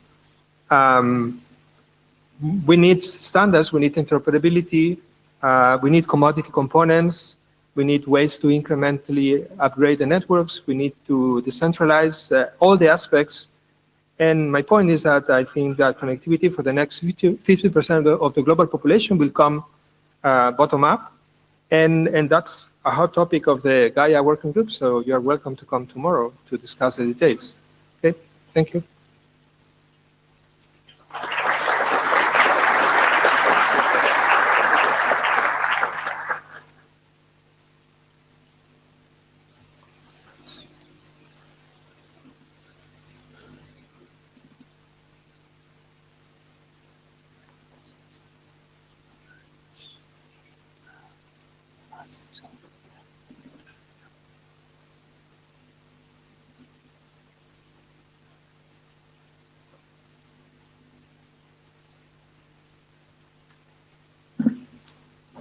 Good evening. My name is Steve Song. I work with the Network Startup Resource Center on increasing access to wireless spectrum. I'm also a senior fellow with the Mozilla Foundation, working on digital access and inclusion. I'd like to apologize in advance for the title of my slide, opening. I don't really know how to connect everyone, but I do have some ideas about how we could improve things. The guy you see on the right-hand side in that slide, his name's Peter Bloom. He runs a nonprofit organization in Oaxaca in Mexico, and they build out low-cost GSM base stations in remote areas where the larger operators don't go. And Peter was at the Mobile World Congress a couple of weeks ago, and the Mobile World Congress, in case you don't know, it's a kind of global shindig for mobile network operators. And he came back from it and he said to me, he said, Steve, you know, I get the feeling that people care more about connecting refrigerators to the internet than they do about connecting the poor. And I think this is actually true. I mean, if you look for a conference on the Internet of Things, I mean, you can probably go around the corner. I mean, you go to one every week for the rest of the year and not run out. Whereas trying to find people to talk about connecting those who can't afford the internet or where the internet doesn't exist, that's a lot thinner on the ground, and that matters. And the reason it matters is because of this. I mean, the internet is a mutant superpower. I mean, is there anyone who doesn't feel like the internet is a mutant superpower? I mean, it hasn't been like just profoundly changed by the way the internet sort of enables you to learn, to manifest things in the world, to connect with people. It's incredible. Now, as we were discussing at lunch today, it's not always a good mutant superpower, but it is indeed a superpower you would not want to be without.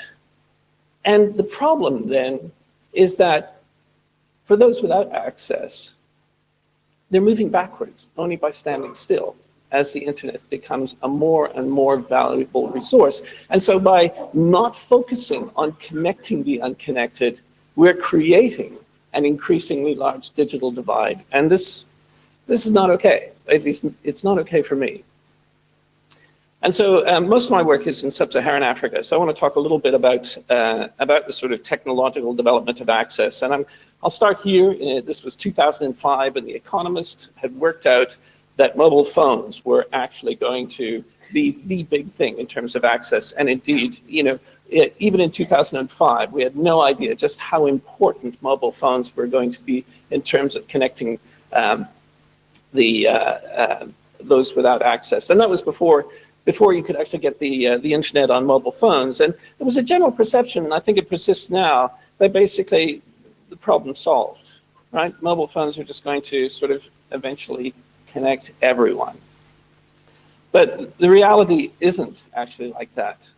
Subscriber penetration is now tapering off, and the business models for the large operators simply don't make it into sparsely populated rural areas. We actually need something different. And before I talk about that, I want to talk about one other technology that doesn't get talked about as much as mobile networks or mobile telephones, but I think it's a technology that is having as big an impact in sub-Saharan Africa as mobile phones themselves. And that's fiber optic networks. So 10 years ago, there was effectively no fiber optic undersea cables reaching sub-Saharan Africa. Well, technically there was one, but it was controlled by a cartel and it was more expensive than satellites. So we'll just say no. But, and fast forward to 2018, and there were over a dozen high capacity undersea cables reaching sub-Saharan African countries, with 6 more planned in the next couple of years. And for me, this is staggering. I would never have projected this level of investment. And of course, that investment sparked a tsunami of investment in terrestrial fiber infrastructure now, to the extent that primary and secondary cities across the continent have access to fiber optic infrastructure, which is amazing, because once you're on fiber, you are only milliseconds from the living, beating heart of the internet. But the challenge then becomes, how do we actually get from those fiber points of presence out to reach everyone? And that answer lies in wireless spectrum. And of course, we've all seen headlines like this, you know, the spectrum crunch cometh, the access to spectrum has become a real issue. It's partly a real issue simply because of the pace of technological change. That regulation simply isn't keeping up with technological change. And I'll give an example of this. This was a decision taken in 2006 among African countries to make a transition from analog terrestrial broadcasting to digital terrestrial broadcasting.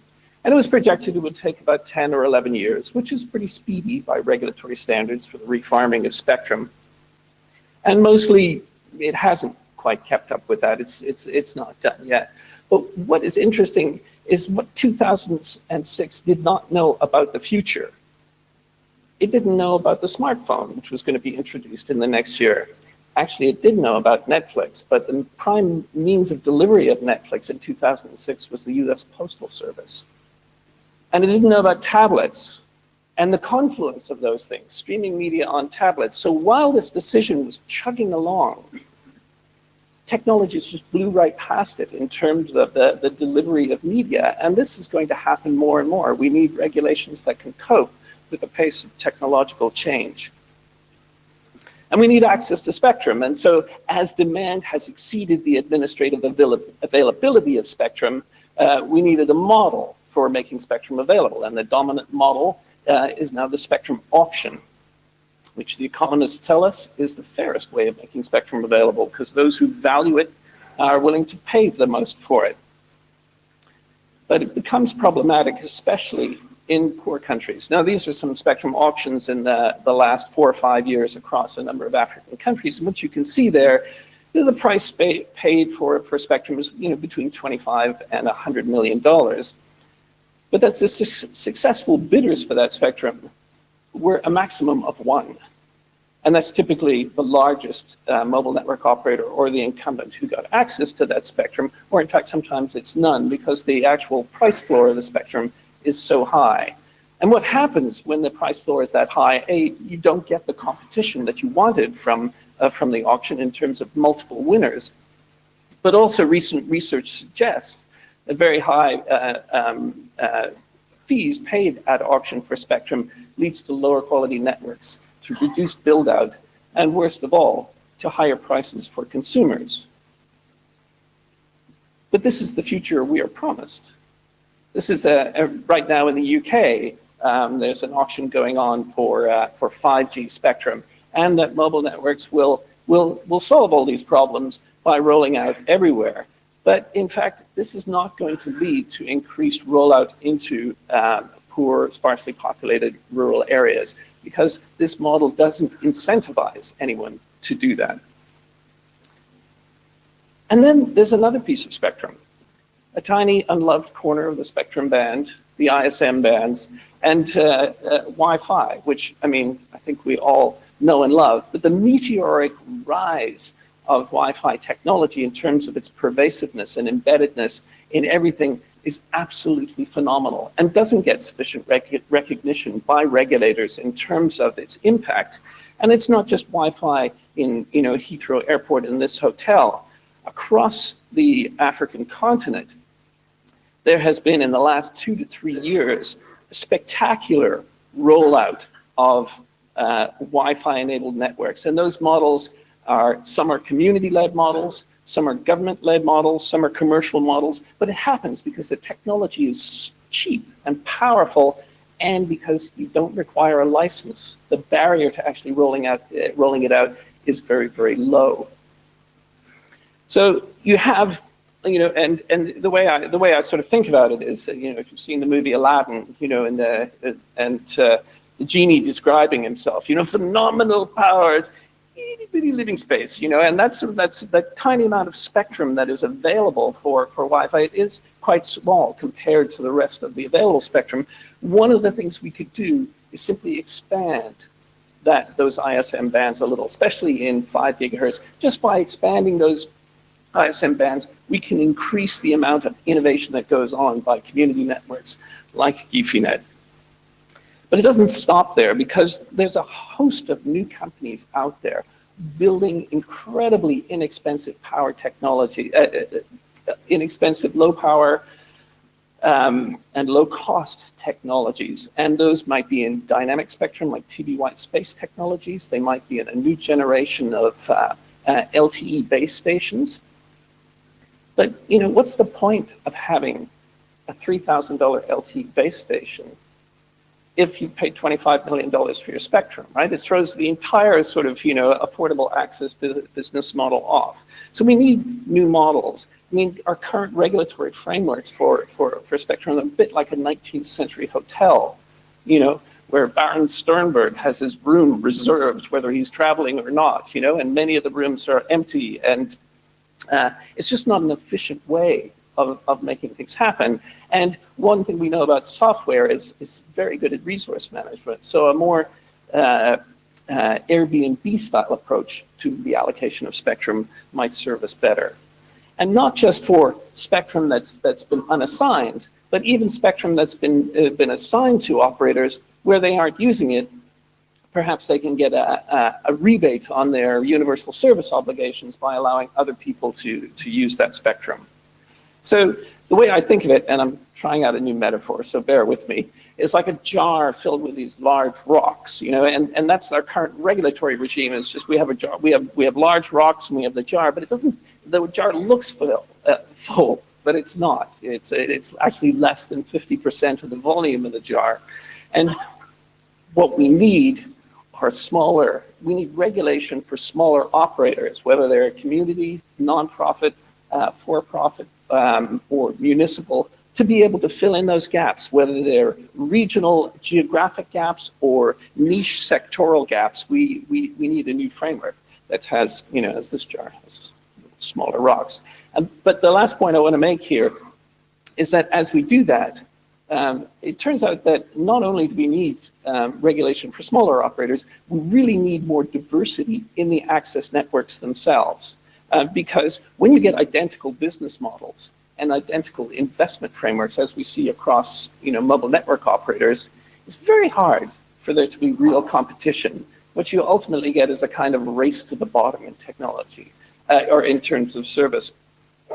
But when we have a diversity of access technologies, whether it's unlicensed spectrum, dynamic spectrum, light licensing, and licensed approach, and other technologies like fiber optic, then it's very difficult for the competition to become like for like, and you get more innovation in service provision. And that leads me actually to our next speaker, talking about a really exciting area of access diversity, the emerging changes in the satellite market. So with that, I thank you very much for your time.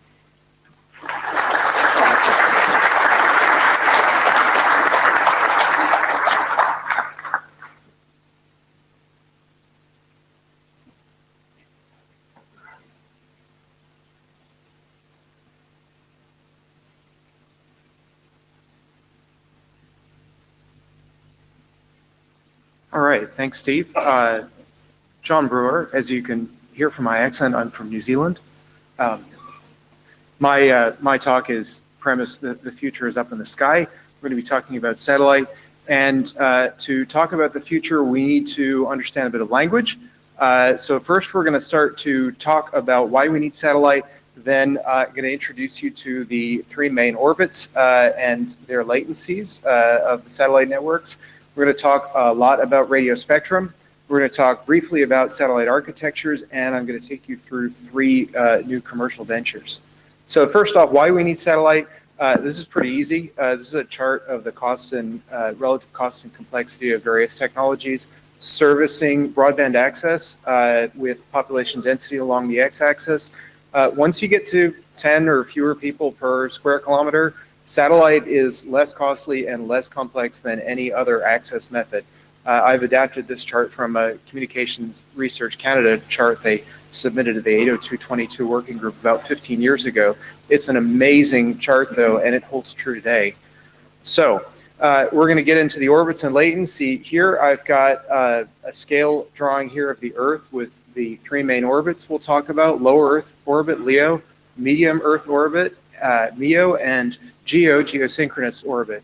We've got LEO down there at about 1,000 kilometers above the Earth, give or take a few hundred. We've got MEO at 10,000 Ks, give or take a few thousand.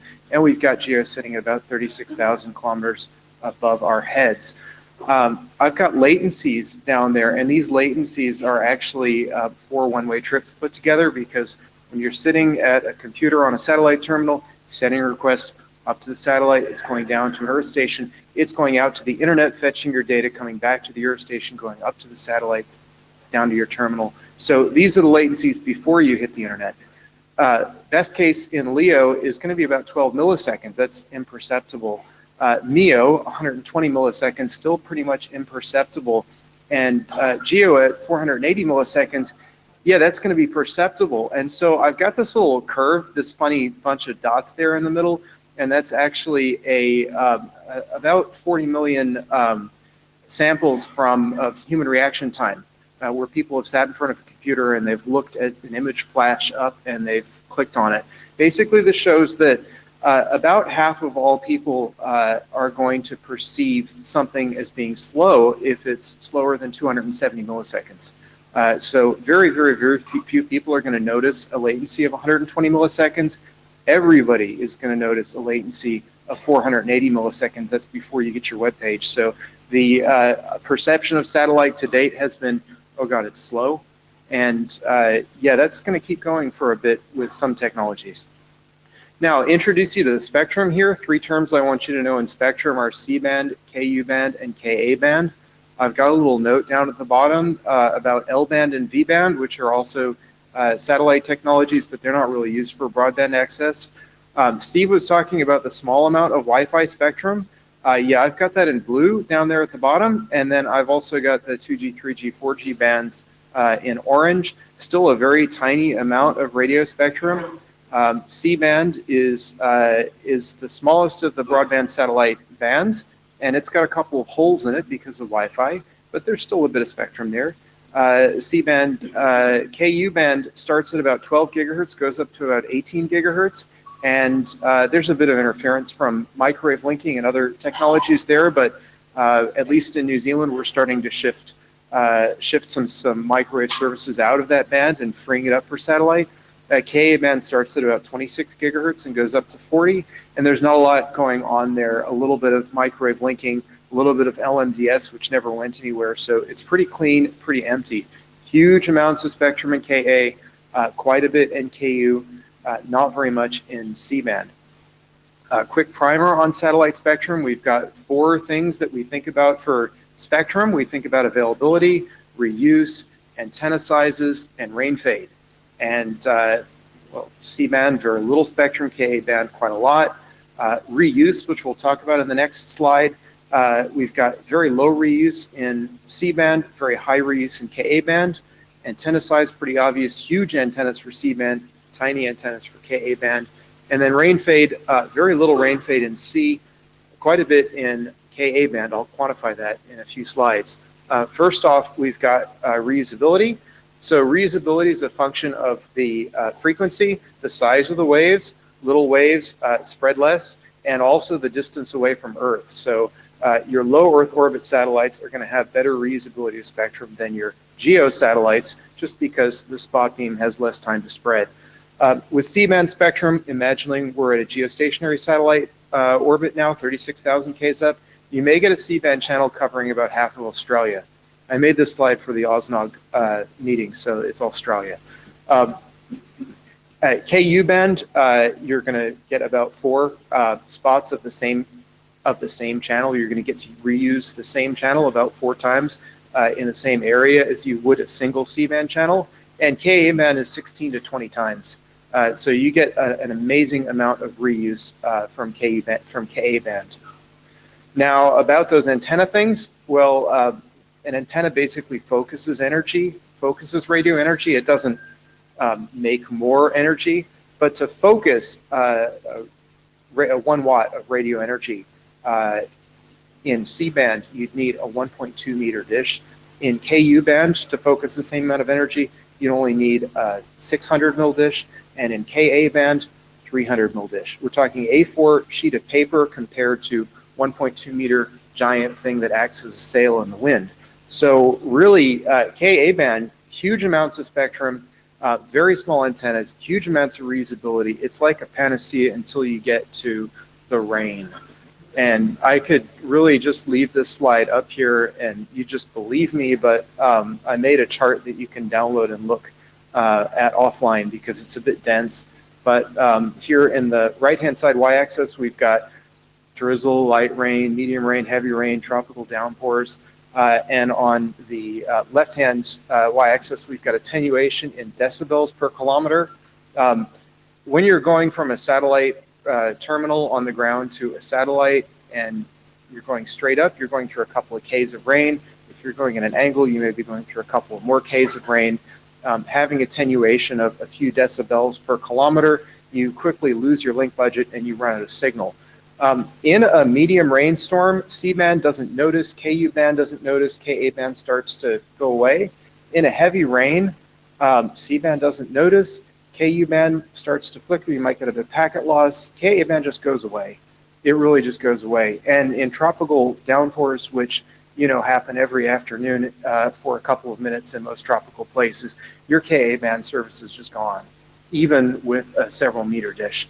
So I've got a straw man here for temperate climate, say I've got a 1.2 meter dish on my roof. I like 1.2 meter dishes, they're nice and big.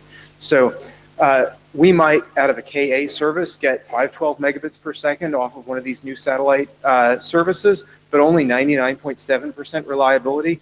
There's a satellite company in the Pacific actually selling 99.7% reliability and talking it up as a big deal. And really the people buying it don't have any idea that that means they're going to drop out like every single day. And they're just going to hate it because they're going to lose a few seconds here and there all the time.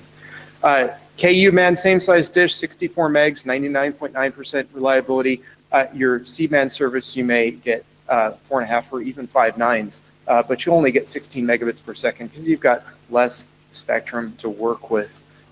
Anyway, a couple of architectures to think about, because this is sort of a place where people think about architecture, and this is going to matter.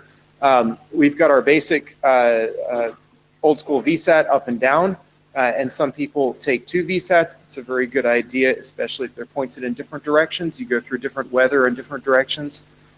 You may start to have multimodal configurations where you've got a geostationary primary service and a low Earth or medium Earth backup service, or the other way around. You may have a multimodal service, which does exist, where you have a primary fiber connection and a backup satellite, or the other way around. A couple of providers in American Samoa actually use a satellite as their primary and fiber as their backup, because the fiber capacity from American Samoa to Hawaii has been full for years. Couple of advanced architectures here. We're starting to get networks where you're doing satellite crosslinks. So signal goes up to one satellite, goes over to another, goes down to an Earth station that's well beyond the horizon. And cloud avoidance for your KA service, where you may have very high rain fade. There are places like Rarotonga where they've installed 2 terminals on opposite sides of the island, connected by fiber, measuring the signal levels from the satellite at all times, handing off automatically between the dishes to pick up the one that has the better signal to avoid the rain, because rainstorms do just move in small cells across the cities. When I operated a microwave network in Auckland, I could watch my 23 gig links fade, and I could tell you exactly where the storm was going across the city, because Nagios would pop up alert, alert, alert, alert, and then they'd go back, and yeah, that's how rain fade works. So considering the architecture, you're going to have companies starting to offer blended satellite services where they're going to give you connectivity over multiple modes of satellite. You're going to have different capacities on these connections. You're going to have different levels of availability. You're going to have different latencies. You may actually have rapid latency changes with some of your services. How do you make this work? Heck, there were a couple of research groups I sat in on yesterday where they're thinking about these problems and may come up with solutions. So lots to think about here. Now, 3 representative commercial ventures here. Number 1, we've got NBN Co. That's Australia's national broadband network company. And the one thing that they've done right is they bought a couple of satellites a few years ago. Everything else they've done wrong. But a couple of years ago, sorry, the Australians in the crowd know what I'm talking about.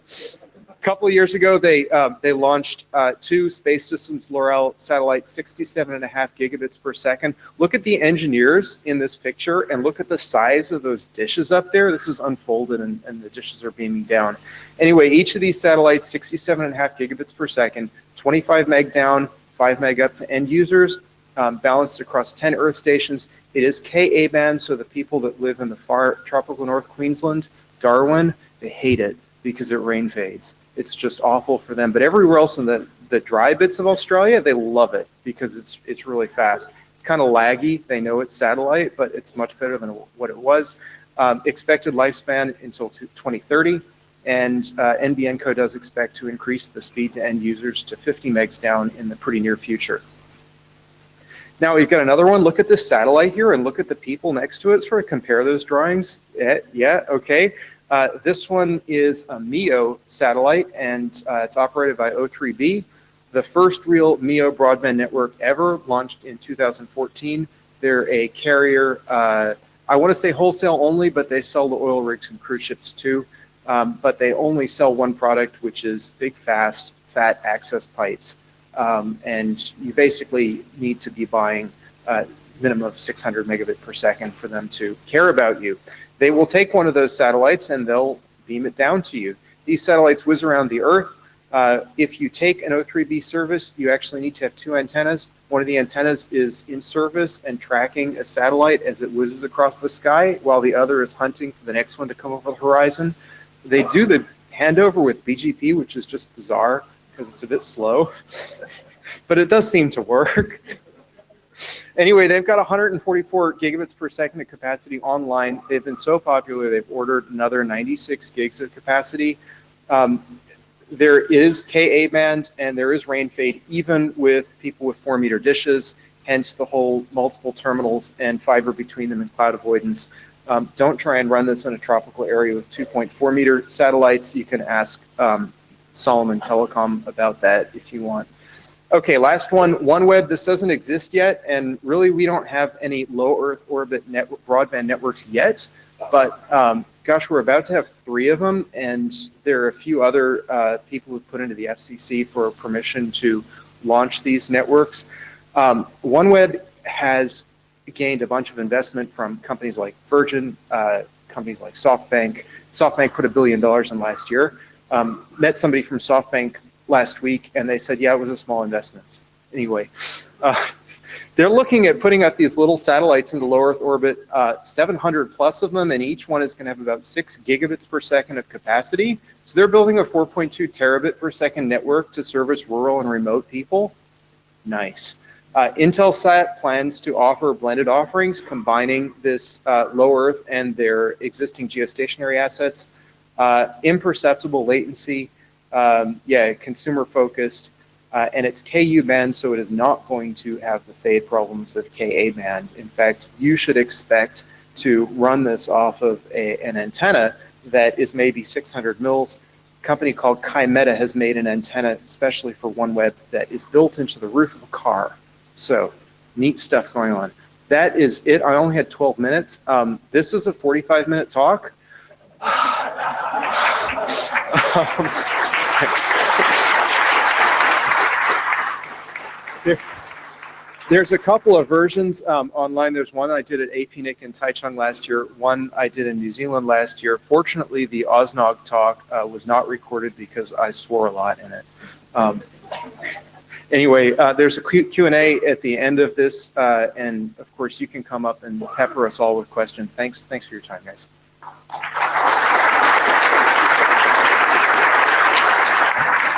Okay, so now we are going to take questions, question and answer for about 15 to 20 minutes.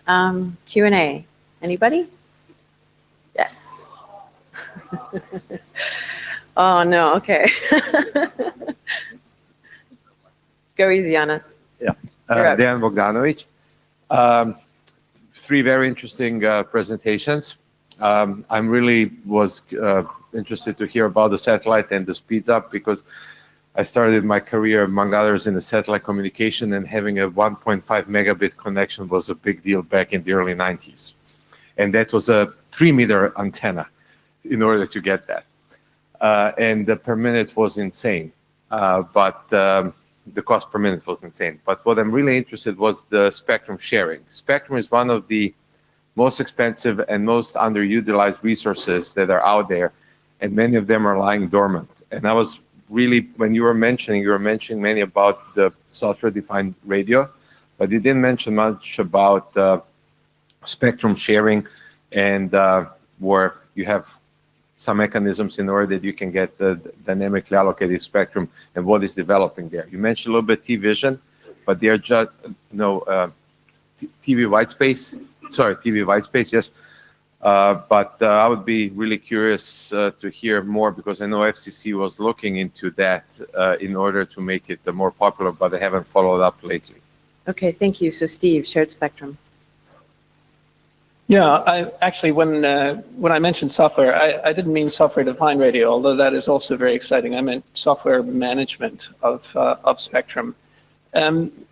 So the two interesting areas, one is TV white space spectrum, which has particular application in sub-Saharan Africa because all of that spectrum is virtually unoccupied. So there's hundreds of megahertz of spectrum that could be used. And the other interesting space is the CBRS band in the US that is being promoted by Google. And both are basically the same idea, is using a geolocation database to dynamically assign spectrum based on an availability map that's calculated on the terrain and available frequencies. There's absolutely no reason why we shouldn't be using these technologies. I mean,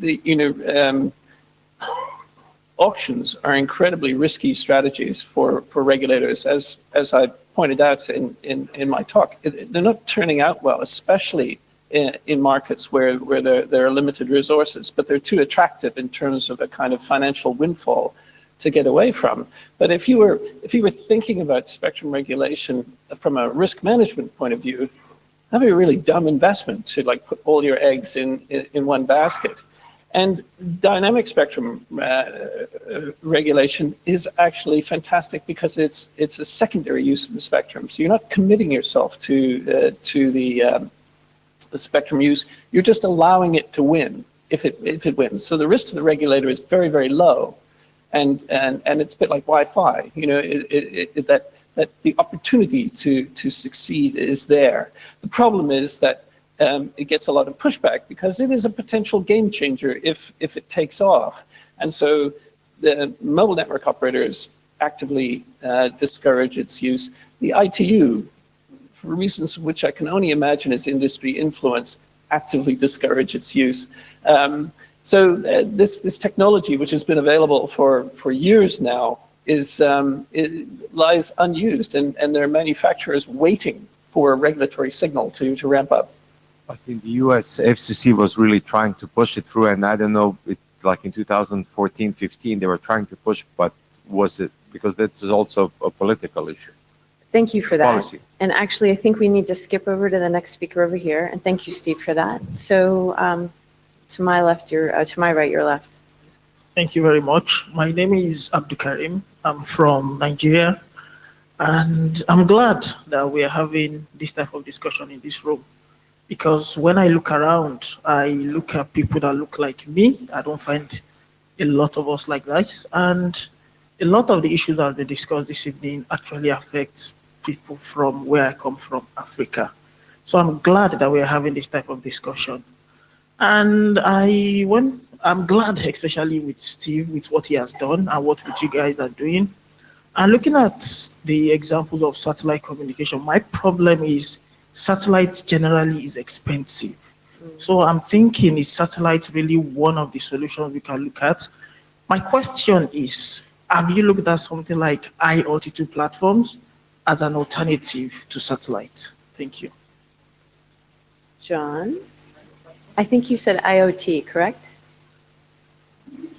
HAP, IoT platforms, which is High altitude HAPS, sorry, Yes, high HAPS. altitude platforms. Go for it. In the longer version of my talk, I discussed a few high altitude platforms, but so far there has not been a lot of success. I have watched the Loon project, which started in New Zealand a few years back, quite closely, and they really haven't achieved the speeds to end users or the economics required to make it a viable platform. Facebook's Kilo was great for a while until it landed.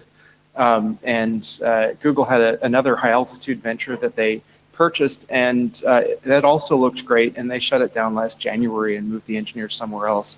So I haven't seen a lot of success with high altitude platforms. I really think the satellite is probably more realistic at this point. And I think for many in the room would know this, but 98 to 2002, there was already there was a space race then. Yeah, Teledesic, others who were doing the HAPS. Teledesic wasn't doing HAPS, but other platforms like that. So it's just the second generation of a race. In the middle. Hi, my name's Aaron Falk. I currently work for Akamai. I was part of that first space race. I worked on Spaceway, Astrolink, TSAT, which was the Air Force program. I followed Teledesic closely. And most of those systems were never put into service. And the decision was ultimately around a business model. And the problem was, for these K-band systems, especially with onboard processing, that they're very expensive, and they're very expensive to launch. And when you have enough users in one place that you can make money off of a satellite link, somebody will dig a trench and drag a fiber over to it. Or now they'll put in a base station, right? But that was the problem then. So clearly launch costs are dropping, but I'm wondering, do you believe that the economics of satellite communications have changed substantially enough to support 700 satellite LEO system? I think they have changed significantly because not only the competition in launch with SpaceX and Blue Origin coming up and Virgin attempting to replicate what Orbital ATK have done with the airborne launch coming down the pipeline, but the cost of manufacturing satellites has just gone way down. And the speed at which you can manufacture a satellite has gone way down to the point where OneWeb are building 2 satellites a day. You think about how long it took Space Systems Loral to build the GEO satellites for NBNCo, like years. And here we are with LEO platforms building 2 a day. There was a bit of a scandal a few weeks ago. Somebody launched some microsats. Some Seattle startup launched some microsats out of India. And I mean, these things are working, much to the dismay of the FCC and everybody else in the world. They built something in their workshop. They launched it into space illegally, and they're actually transmitting radio signals from it. So yes, the costs have gone down of everything. So I think we're not going to have quite the collision. I don't believe that all 5 of the LEO ventures are going to make it, but I'd say 3 of the 5 easy. Thank you. And I think I'm getting signals from the floor. Yep. Over here. Hi, Mark Nottingham. John, you mentioned very briefly satellite-to-satellite communication and building a mesh up in space. I was wondering if you could talk about the technology used for that and tell us a little bit more. And also giving us a sense of, where are we going to be at, do you think, in 3-5 years? How many satellites, how pervasive is access by satellite going to be with these new LEO networks? Okay, so really what Mark wants me to do is start talking about space lasers. Yes. We said we weren't going to do that, but. Because in all honesty, we are going to see some optical cross-linking of these satellites, and there's actually a MEO platform that's well into being funded that is going to do optical Earth to space links to. There's going to be a lot of laser cross-linking, but funny enough, since my talk at OSNOG last year, there's been a huge race in V-band cross-linking, and a couple of new V-band constellations planned basically just to do cross-linking, because V-band is useless for going Earth to space unless you're in a desert. But up out there in the sky, there's nothing to attenuate your V-band, which is basically millimeter wave microwave. So they're going to build these V-band overlays. In terms of number of satellites, we've got like 1,500 or 1,600 operational communication satellites now. And I'd say within 5 years, we'll be up an order of magnitude. It really will go that fast. Like, people have booked their SpaceX launches. Iridium, just put Iridium Next up. I think they've launched 60 satellites in the past year. So that's kind of the volume. We're looking at like 10 to 20 satellites per launch and a huge increase in launch, and it's all comm satellites. So we're going to have a lot. Thanks. And space lasers. From lasers to across the room. My name is Ignacio Alvarez Amelin. I am Tech Fellow from the IETF. I would like to ask about the community networks, because perhaps was very short the time that give to you. But what about the certain proposal like Barcelona Libre, Buenos Aires Libre? It was a group of like hackers of Wi-Fi that try to provide this kind of access. But what about the names on this kind of? I mean, if you know how many are or more data about that. So one thing I would say is that there is a forum called Battle Mesh, where they do a lot of hacking of mesh standards.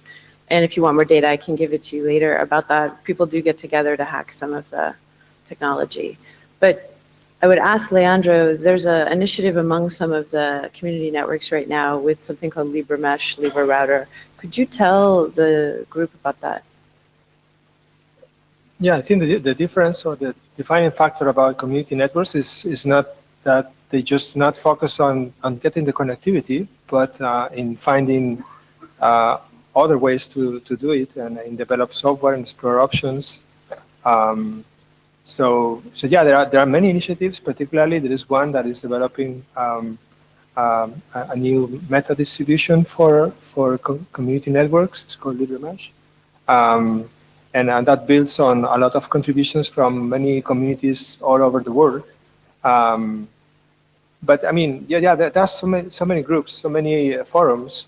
And as I said, the good thing is that they're on their way. They're experimenting with the technology. They are creating new technology, new ways, and sharing information in many forums.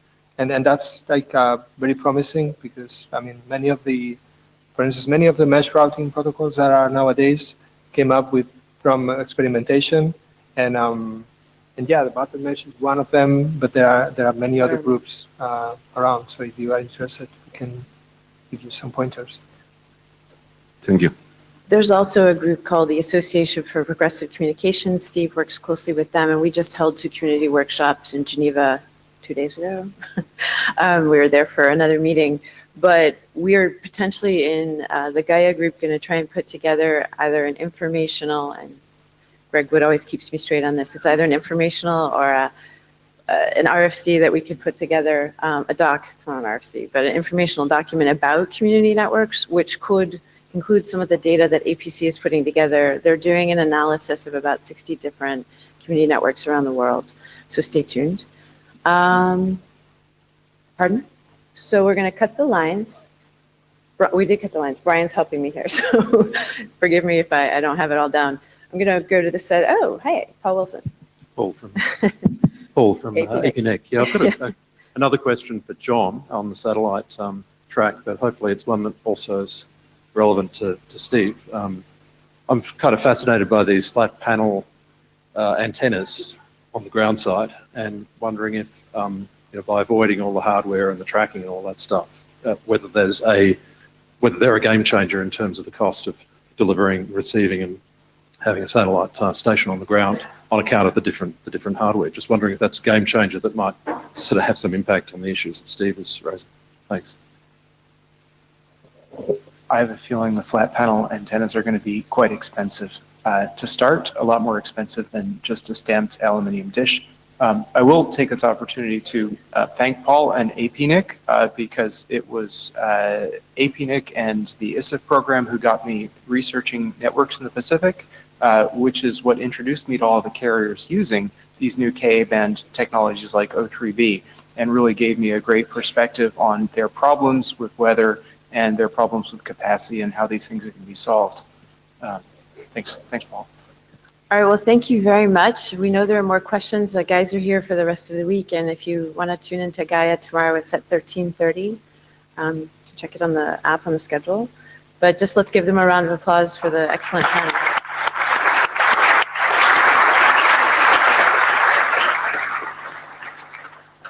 And thank you.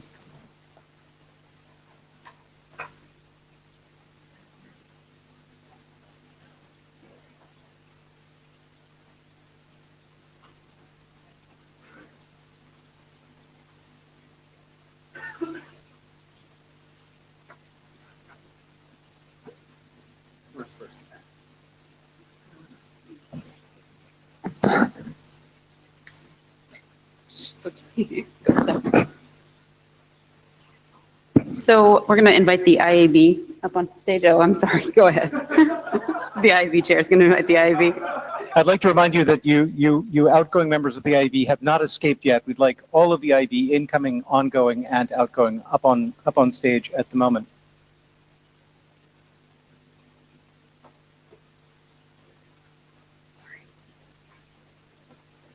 One member of the IEB who unfortunately is not able to join us tonight is Robert Sparks. He's recovering from a series of surgeries, and we wish him the best and a speedy recovery, but unfortunately he's not able to be with us either in the room or online tonight. So,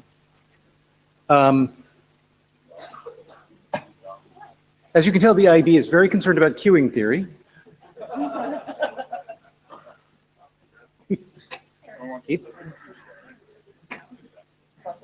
And not so good at spread spectrum technologies eventually. Gabriel, would you start by introducing yourself? Gabriel Montenegro, IAB. Melinda Shore, IAB. Hello, Joe Hildebrand, outgoing IAB. Suzanne Wolf, cheerful and outgoing. Well, actually staying IAB. Yariako, IAB. Heather Flanagan, not IAB at all, but RRC series editor. Eric Nordmark, IAB. Lee Howard, outgoing IAB. Ted Hardy. Alyssa Cooper. Brian Trammell, IAB. No, Chetan Sura, IAB. Christian Huitema, because you need more guys with a funny accent on the IAB. Will Sher. Mark Nottingham, IAB. Martin Thompson, white guy. Allison Mankin, IRTF chair. So the mic lines are open for your questions to the IEB, either in person or from our online guests?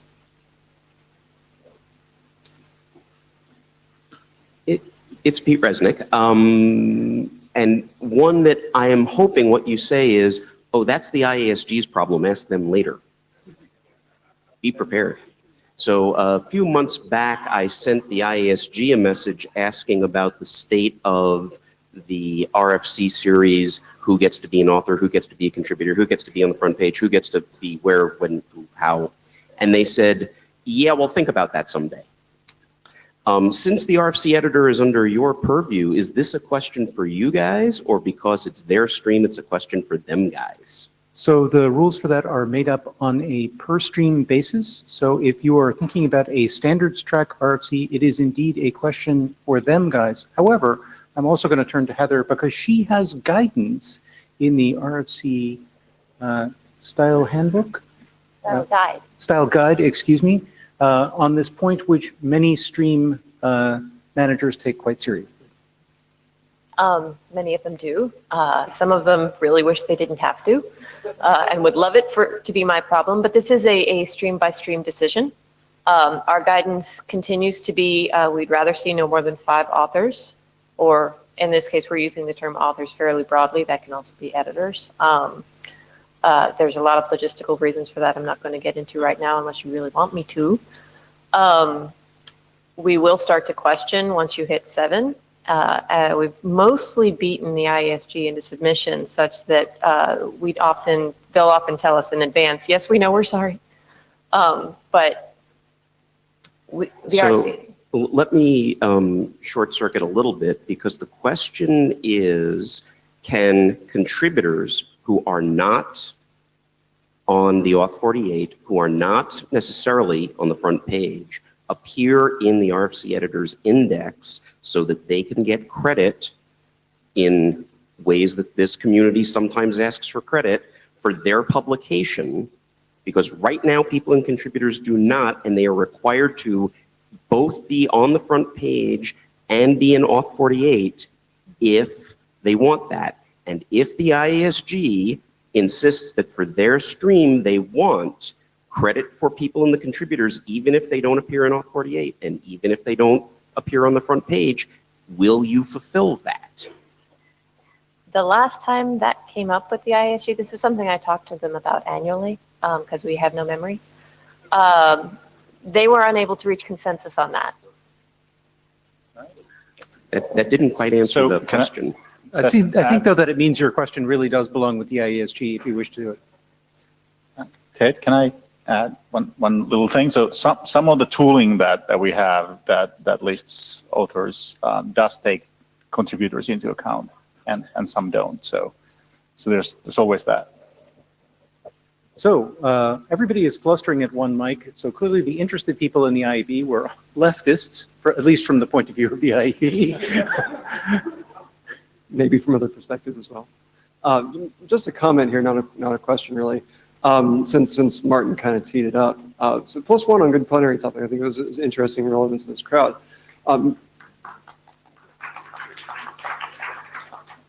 But maybe -1 on diversity.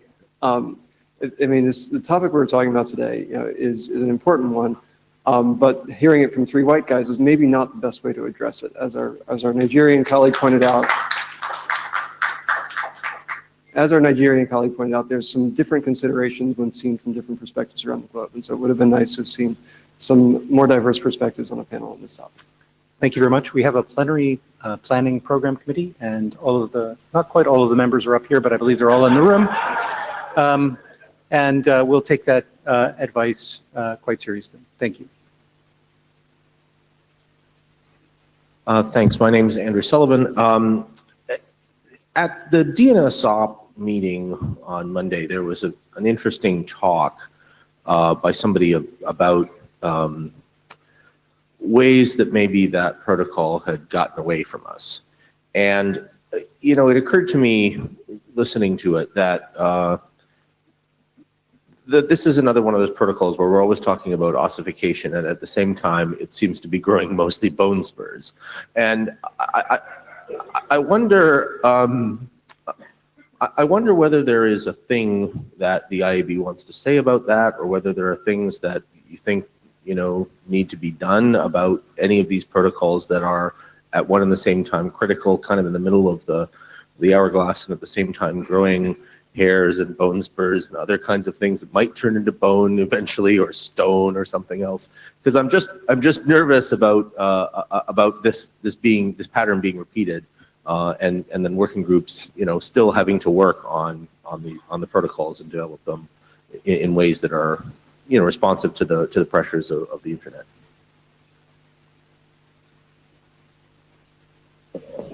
As one of the perpetrators of the DNSOP meeting in question, I can say that the challenge there, and I think that was the outcome of the discussion, which would be worth reviewing, but I think what came out of that discussion in the room was not that this is a novel thought.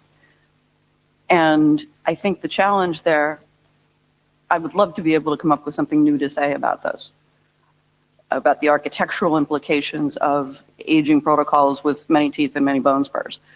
And trying to come up with something to say about it besides, yep, it's self-evidently true and we don't know what to do about it. I would welcome that, and now that you've pointed this out, I can go home and think about it some more, but so can anybody else, including the IAB, because I think you're right. I think that we have got to come up with we've been having that conversation about DNS, and there are probably other protocols we could have it about. And we're getting to the point where the infrastructure and the architecture is aging enough that we should be able to say something about that. And you're right, we don't. I just wanted to point out that Colin Jennings gave a similar kind of talk in art in the dispatch meeting on Monday morning. So, convergent timelines. Phil Baker. I'd like the IAB to further consider what expectations we have from users of the internet and how they're using it and how they expect it to affect their privacy. Now, the reason for that is obviously, you may have noticed we're currently approaching a constitutional crisis in this country as a result of people using the internet. And we're approaching weapons of mass litigation. And I think that, and one of the things that troubles me most when I'm reading comments on that debate is when people are saying, well, the users should have expected this because here on page 57 of the terms of service, they signed away their right to their privacy and all their friends' privacy. And so it was settled. And I think that we need to look at what our expectations of users' understanding of the technology is and make some sort of statement, because we are facing something that is going to be unprecedented. I mean, you don't do what the internet has just done to two countries without consequences. Christian, do you want to start? Yeah, I mean, there is a real problem that as the internet has grown into a big infrastructure for the society, it has changed. I mean, it used to be 20 years, 30 years ago, this wild conquest that we are making of connecting everybody, and we were very happy about that. Now we have to go to the next level, clearly. I mean, understand that we have this infrastructure, we have to make it better, we have to make it more reliable.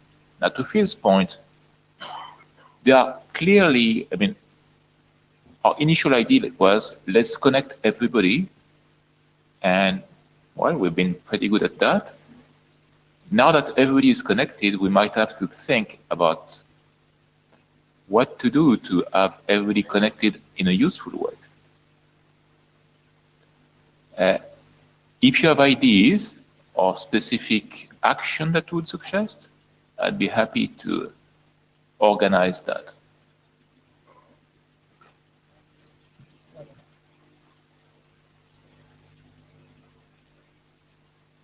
Yeah, I just wanted to add, not all the conversations, but pretty much all the rooms I've been in this week, I think people have been thinking about this, and it's definitely on people's minds. The question is always, how can we help and how can we affect this with what we do here? And this goes to a lot of conversations we've had about human rights and other aspects where we're trying to respect the users and trying to further the goals of the internet that we share, I hope, without taking a paternalistic tone or trying to do something where we don't have the expertise or the authority. And that's the balance that I think we're still searching for, is finding where we can make a positive contribution without taking responsibility for more than we can chew.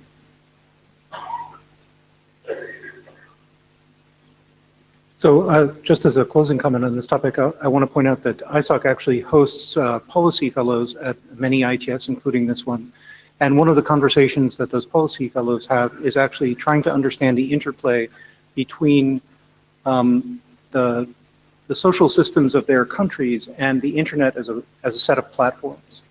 And I think it's very important that we continue that engagement outside of just the technical circles as we look at these problems, because it's quite clear that some of our own understanding, which might be based simply on how the packets flow or the pieces of information traverse the network, that's not actually capturing the whole problem as it's seen by other parts of the ecosystem.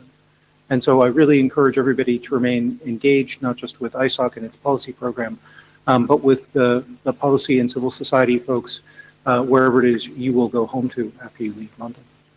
John? Yes. Keeping in mind that I know we're already over time, I will try to be brief.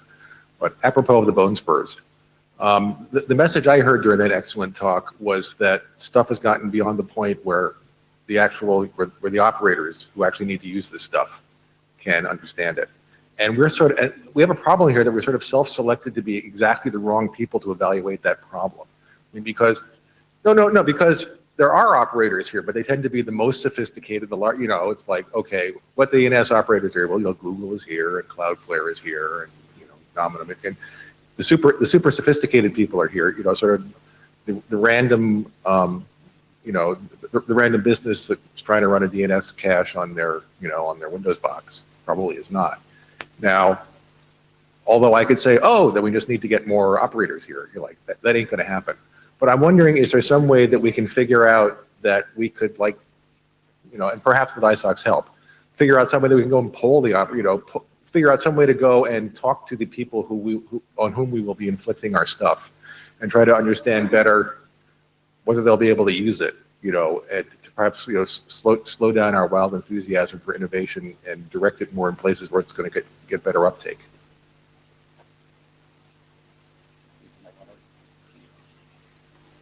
Is this a follow-up question or a follow-up comment on that? Okay, please. Yeah, Darren Pettis, speaking as a network operator. As many people know, we brought a proposed internet draft forward on Monday.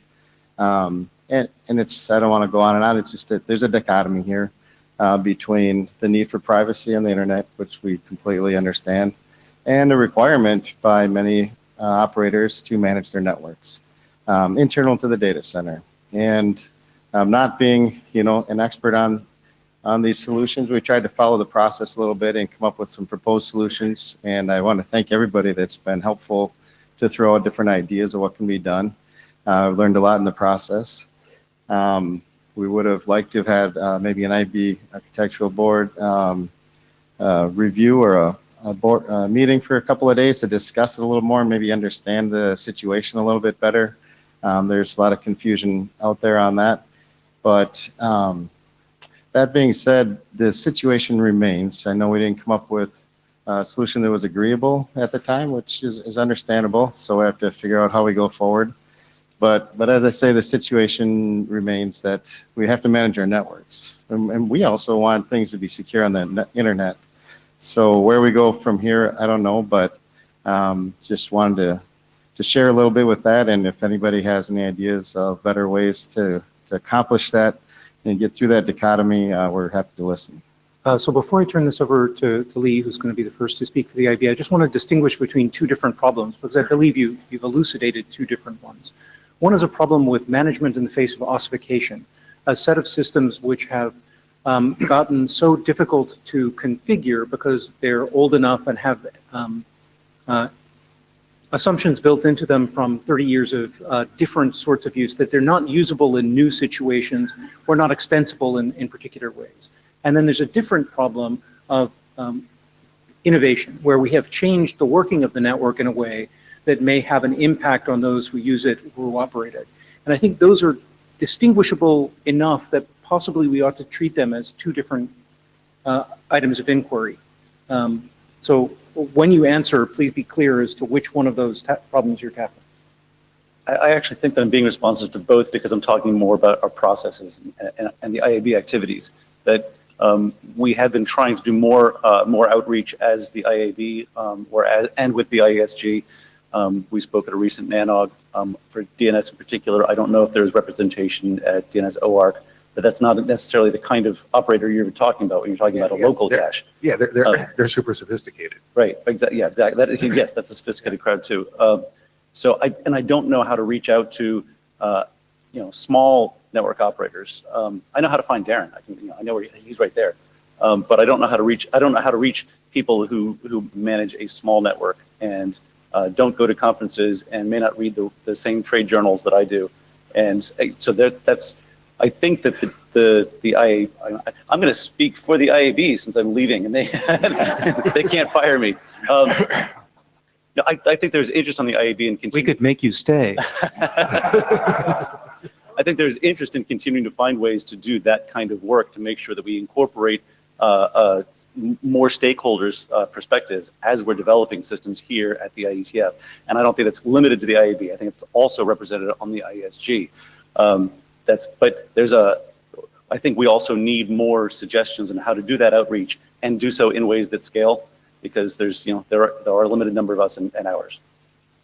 Okay, so I'm going to cut the line at Spencer, since we are, as you said, over time. Spencer, what's your last question? Can I just say one last thing, if I may?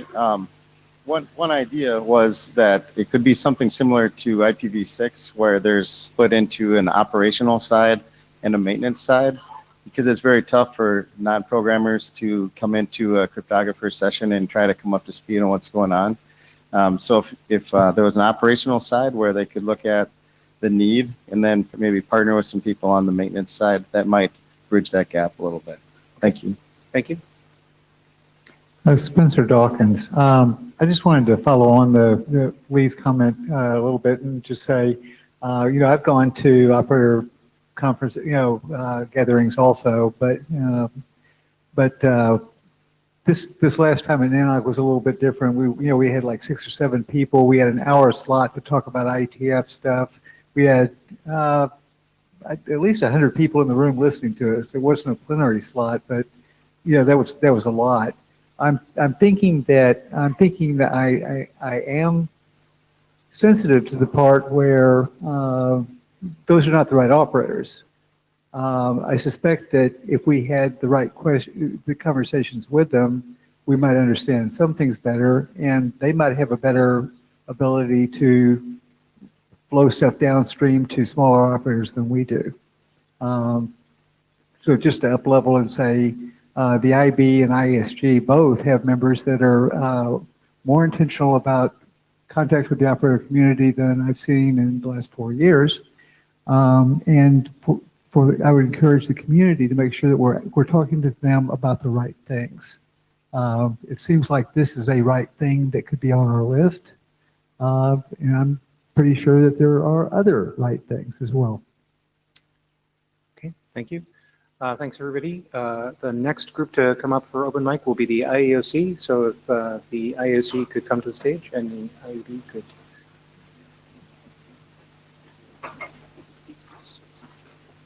Look at me. I've done it myself. I'll never do it.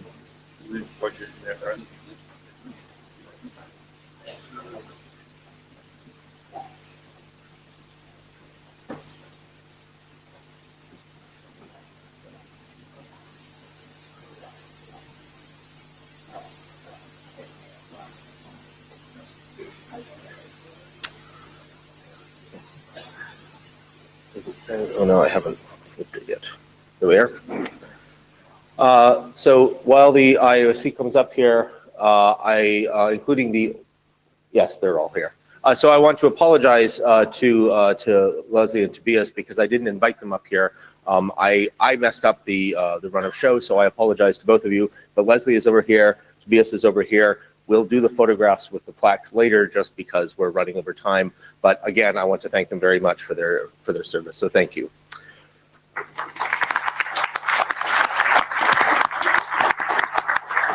And with that, we'll start over here, and if people can introduce themselves, please. Leslie Daigle, Escaping IOC. Ted Hardy, ex officio IOC. I'm still Beyonce. Still Alyssa Cooper. Tobias Godrom, surviving IOC. Lou Berger, non-comment appointed. John Levine, ISOC board, part of the IAOC. Glandine. Cover Portia Wensdanley, IED. Kathy Brown, ISOC and IOC. I should note also, of course, that we are also the members of the IETF Trust, and Kaveh is the chair, so this is also the time for questions for the trust if you have them. And with that, we'll start here. My name is Jian Hanyao. I concern about the IETF registration fee increase. When I first joined IETF, the registration fee is around $500. Now in next year maybe around 1,000 US dollars. Maybe after another 10 years, maybe 2,000 US dollars. The IETF registration fee is the most expensive fee I have involved many internet-related meetings. So I thought, because my company sponsored me to join the meeting, so 2,000, 1,500 US dollar is no problem for me. But if we have more than 1,000 US dollar, maybe we block some open source project manager or small companies to join them, because 1,000 US dollar is much to them. Every year maybe 3,000 US dollars. So my suggestion is we maybe in future do some survey. So what is the maximum registration fee that the IETF community can endure or accept? So I also suggest IETF use another financial source. Look for maybe have a IETF discussion how to increase the financial revenue for IETF, but not only focus on the registration fee. If registration fee like the tax, more tax, maybe the community may be not happy. That's my suggestion. Thank you. So I'll allow others to go first if they want.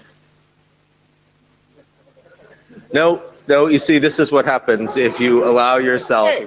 Okay, so,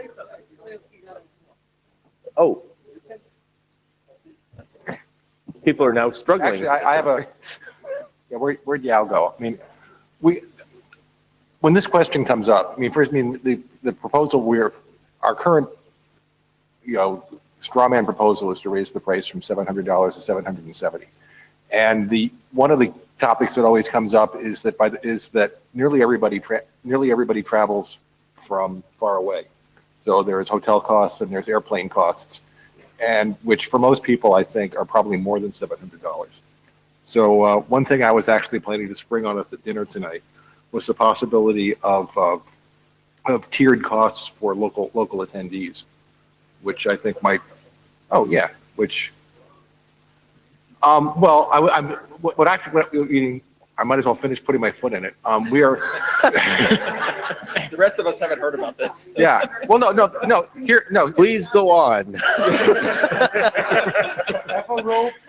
Okay. No, we're meeting in Thailand this fall, And this is the first time since we met in China that we are meeting in what would be considered to be a middle income as opposed to a high income country. And I could easily imagine there are people who live in Bangkok, and could get to the venue on the bus, for whom a $700 fee might be a deterrent. And we've had, and we, in fact, it's not super well publicized, but in fact, you can ask for fee waivers. But but as we become more international, the fact that different people can pay different amounts will be an issue. And I think that particularly as, we're talking about satellites and community networks and stuff like that. And to me, I think it's important that we encourage people to participate from countries outside of the kind of the traditional G8 countries. So I think, so the actual answer to your question is, we are aware that raising the price is a problem. And the more we raise the price, the more we're going to scare people away. And we don't have all the answers. And to the extent that people can give us advice on how to do it better, I think we would like to hear it. Yeah, please. Okay, so while we are handing out the rope to hang ourselves, let me do that as well. And as an outgoing IOC member, maybe I can be a little bit more relaxed about hanging myself. So you can hit me on my way out.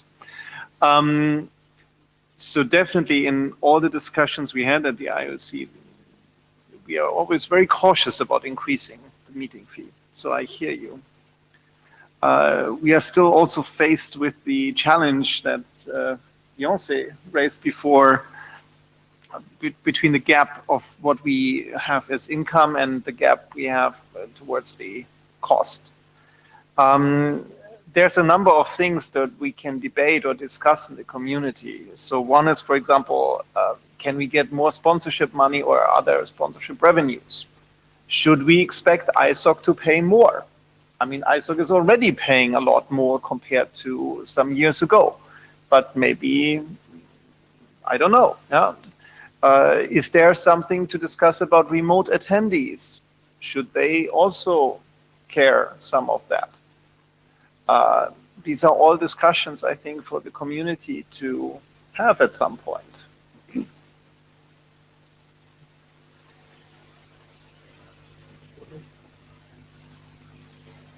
The only thing I would say in addition to that is that we need to look at the financial picture as a whole. So meeting registration revenues is one source of revenue, but we also have sponsorships. And we're looking at some innovative ways to formulate those for IETF 103 in particular that John raised, to try and work with sponsors to help make it possible for more locals to attend. But there's lots of other ways that you could think about managing the proportion of the budget that is divided between sponsorships and meeting registration fees and the proportion that comes from ISOC.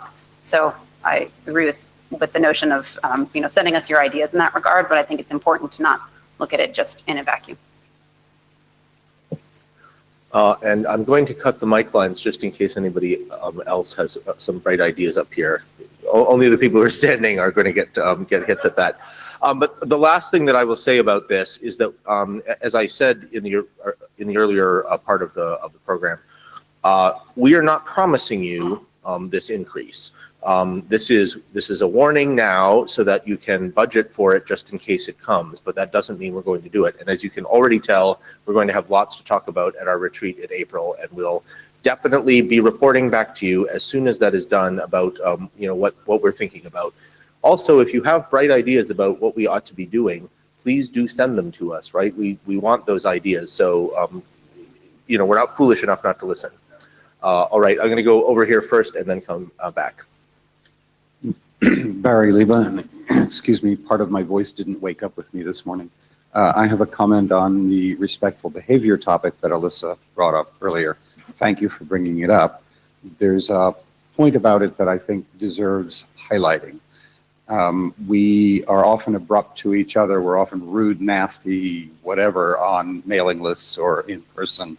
And what I hear often in response to being called on that is they can take it. They're long-termer, they're long-time participants. We know each other.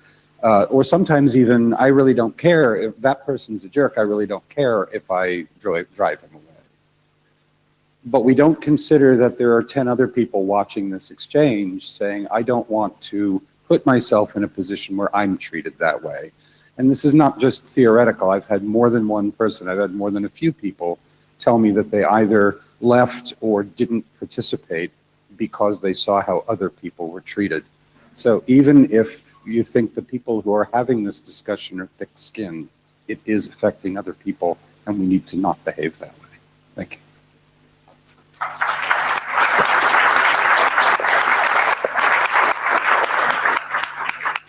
So Barry, I think your point is well taken, but was there an action for the IEOC there?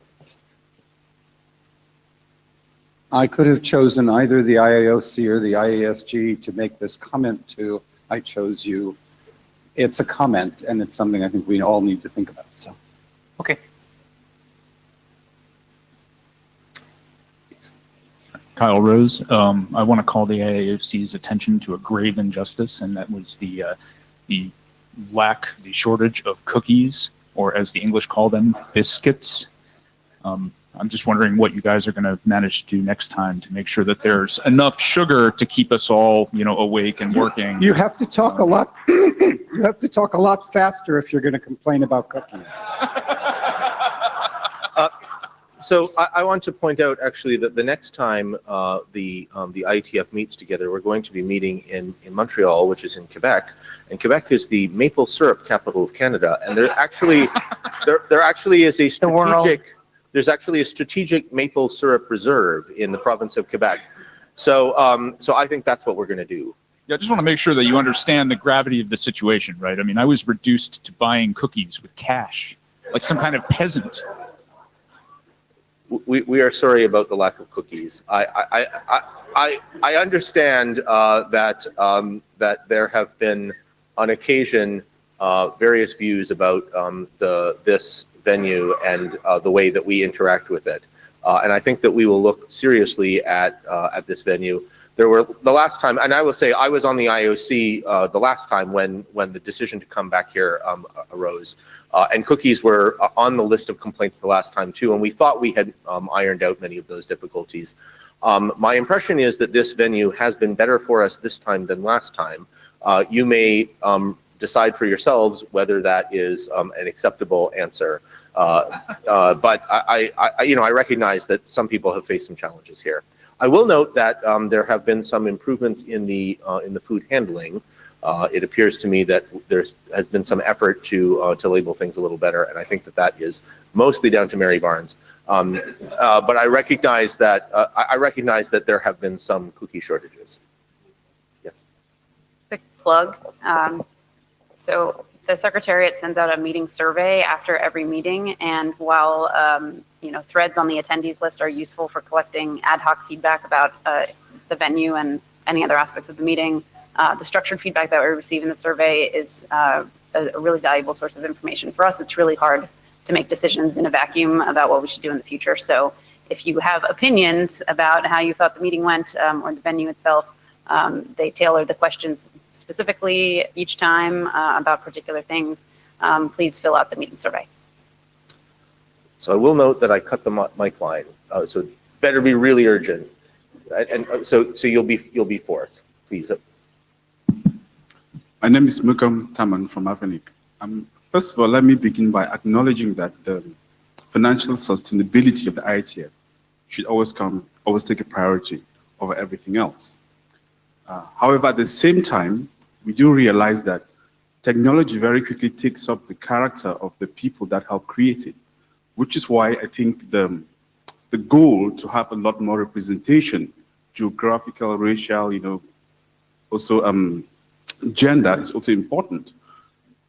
And when we talk about the total cost of attending an IETF meeting, for a room like this, there's a cost that most of you don't ever understand. The cost of getting a visa. It could easily be as high as $500 US to 1,000. That's for someone coming from, so very far off. So I want you to have those things in mind. So once you choose to raise the fees, please do consider what does that mean for your strategy to also have what? A lot more accessibility, because just the fees automatically is going to shut down a lot of people. A good rule of thumb is to just look at that, say, what is the average salary of the kind of person from, say, Africa or Asia that you would like to be here? Because if this doesn't get to the point where some engineer, say in Lagos or in Cameroon, decides, okay, I should be able to go to this event and pay from my pocket, then it's always going to be, locked out for a lot of people. And finally, I'm going to say, for some of the solutions, the answers are not going to be found in this room of self-selected people. Maybe the IETF, I don't know whether you guys are the right people, should think about sending missions where you go to the African Internet Summit, go to the Asia Pacific, and have working sessions. What can we do in order to make the IETF, make it possible for you to be more engaged in the IETF? I think the solutions are not always going to be found here. Thank you very much.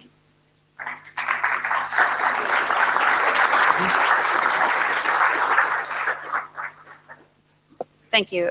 So just a couple of points in response. First of all, we are, I think, many of us very cognizant of the visa cost issue, and it's something that we talk about quite frequently. One reason why we rotate the meetings around to different parts of the world is to try and distribute some of that difficulty for people, so that while we acknowledge that not everybody can make it to every meeting, if the visa cost issue is prohibitive in some places, that it might not be in others, and fully acknowledging that that does not solve the problem for everyone from, with every passport, but it's one means that we've adopted and that we're actually trying to adopt as a consensus item of the IETF to try and spread some of this cost across the meetings over the years, so that if you can't attend one time, you can attend another time. And just in response to your second point, so the IETF itself is all volunteers. We can't send people anywhere because we don't really have the means to even cause people to come to our own meetings. ISOC does have programs that are involved in trying to get people to participate in the IETF and to do outreach in various parts of the world. And it's something that we could look at, that we do look at collaborating around. But for the IETF itself, since everybody's a volunteer, we can just ask people to do things. We can't make them do them. And that's definitely something that that I at least experience every day of the job. Trying to get volunteers to do things is pretty challenging.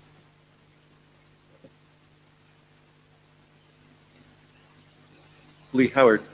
Andrew, during your earlier presentation, you had mentioned that when we have a shortfall in the past, ISOC has covered that shortfall on an ad hoc basis, and that can't continue. And I wanted to ask why. I don't understand. I think what I said, it's possible that I did say it can't continue. I think what I meant, in any case, is I'm not sure it should continue. I don't control ISOC's budget, of course, so I can't actually speak for what ISOC should do. But I control the part of, I don't control anything, to be perfectly honest with you. I barely control my mouth.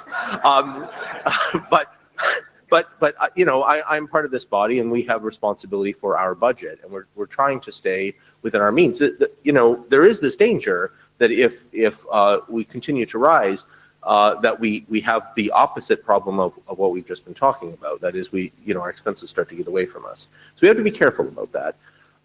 The final thing that I would say is I am concerned about having this way of operating where we come up with all the stuff that we want to do, we talk that up, we figure out how much money we got, and then we go to our parents and say, can I have the car? I think that there's a certain responsibility to live within our means and to understand why our budget works this way. Some of this is structural. That is, we've moved some things onto the budget that were things that we were getting for free and not accounting before. And so there have been changes there. And this is part of the reason why I think the IOC has to spend a good, long, hard look at this and try to figure out exactly what's going on. But I would like to have a model for what our meetings are doing. And the fact that we can't really explain we've got theories, we've got all kinds of explanations, people can come up with them, they're plausible ones, but I don't think we have a really good idea as to why the meeting revenue has been changing so much. And I think that if we don't have that, it's unreasonable for us to ask the wider ISOC community to just pay whatever it is that we managed to come up with. People are going to start to ask us, well, what are you doing with these unpredictable expenses? And I think that that's part of the reason. I don't know if Kathy wants to say anything more about the budget itself. So I think someone said it earlier about taking a look at the whole of not just the business model as to who's supporting what, although we've gone through this a number of times, because there's basically three streams of revenue, right? Registration fees, sponsorships, and then the ISOC piece. And I think that's okay. I mean, the point is when you see this kind of strain on the way things are, it's worth looking at it across the board. I don't think there's any yes, no, or even maybe here. There's a desire by all of us to get hold of what the actual costs are, why, and I think while some of the costs got moved, I think it's really about the attendance. And I think that issue is one that deserves some attention because that's, I think you put it up on the slide, right?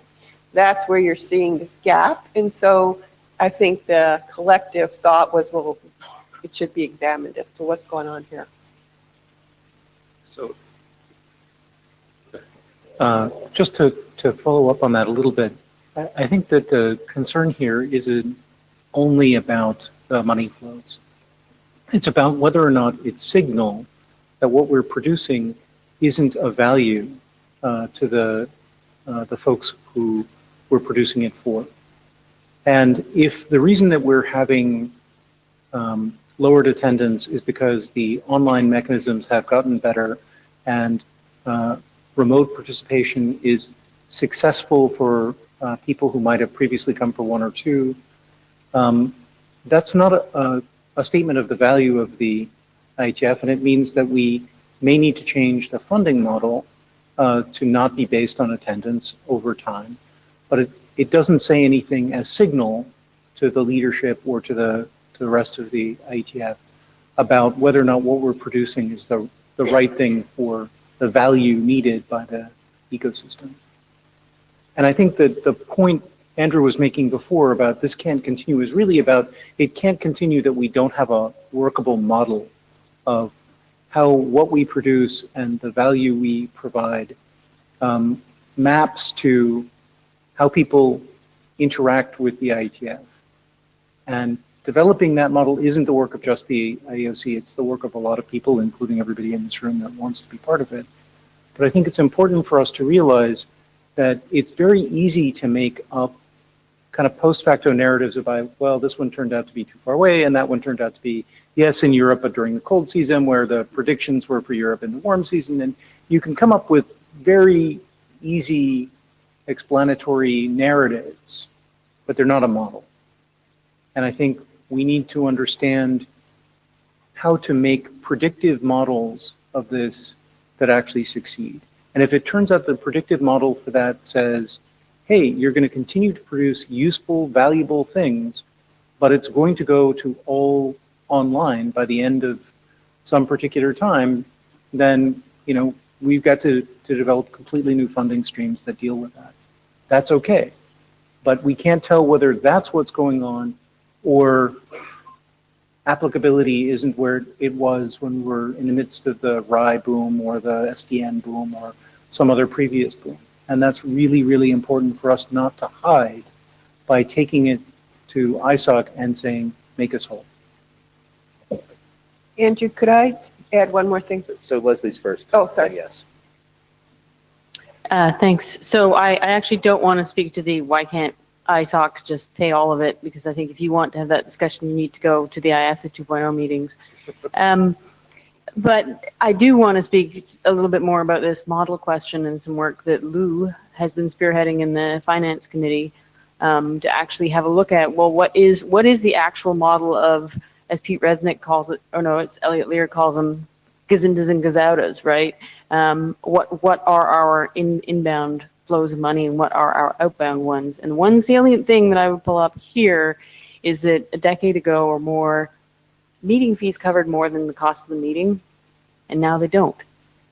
And that difference is largely a function of, it's not just our costs that are going up, but the costs of, hotels and whatnot and food, et cetera.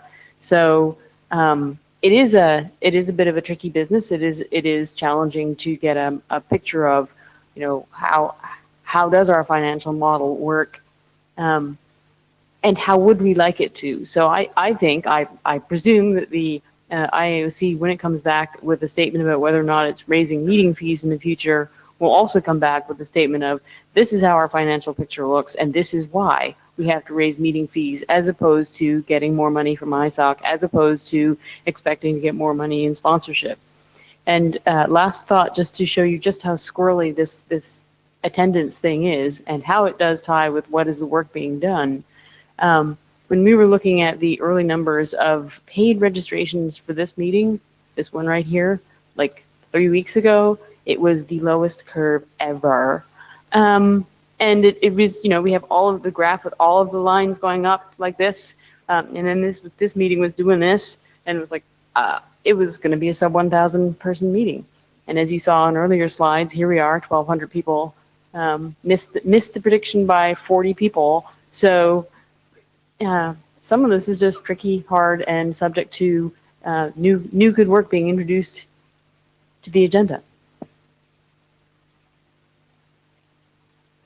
So just one last thing as you're contemplating all this. I heard at least 2 of our colleagues from Africa talk today about the needs of people in those nations. And we hear at ISOC a lot of actual interest in people in the other part of the world where there is not an internet yet. That would be 40% of the world.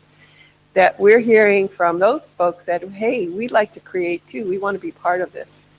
Part of what I wonder is whether there are new demands that we're not looking at that would be served in different ways that perhaps result in some different cost structures. And so I raise my hand saying, I sure hope as you take this issue up, that is part of the discussion, and that the testing what those new markets are for the IETF, I think would be really smart. I know that my last trip to India, all of everybody wanted to say, how do we get there? How do we do this? We can't get there from here financially, but why don't you come here? Well, are there other ways to actually attract more attendees? And so I would hope you would put that in your model now, or a new model. And I hope that would get in the conversation. I want to thank you all for all those comments and points. And I do think that looking at the value that the IETF offers to not just participants, but potential participants does need to be part of that model. And I hope that you will look at that probably with the IESG when you're talking about how do we make sure we're actually providing value.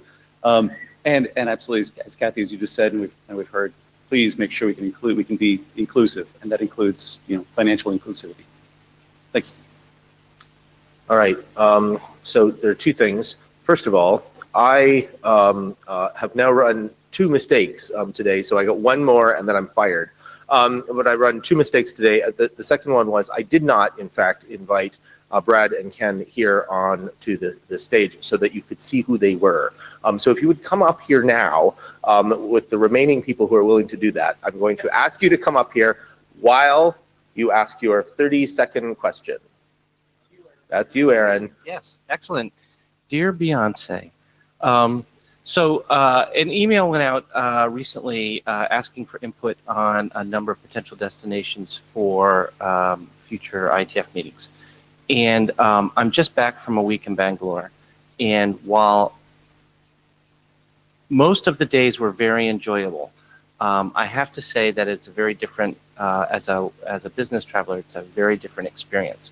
And so I guess what I'm looking for is a little bit of confirmation that this is not going to be ask for input, collect input, make a decision, but there might be a little bit of chance for some dialogue, since I think that it is different enough from the standard work environment for IETF that it might be good to have a chance to talk about it if you're seriously considering locations for meetings that are so different from our current expectations.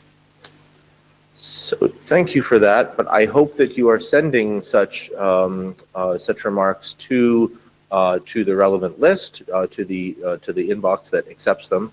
And I also want to remind you that we have this this new committee that is tasked with dealing with that input, and also finally that we do have an open mailing list, right? The IETF mailing list is open, and we can discuss those things there. But I think that it's very important that people raise issues about what the differences are to that committee. We are not going to be able to solve the problem for everybody all the time, and I think that raising the issues is important, but it doesn't mean that that's going to be definitive. And I'm not sure that we can decide meeting venues with 1,200 of our closest friends on a list. It's a fair point. Yes, please. So, to the other tone of your question, one of the ideas of the meeting venue, Boff, and of reaching out to the community is that we want to reach out early in the process. This is not the last step. This is one of the first steps where we start contemplating about something so we can receive your feedback early. So see it in that spirit.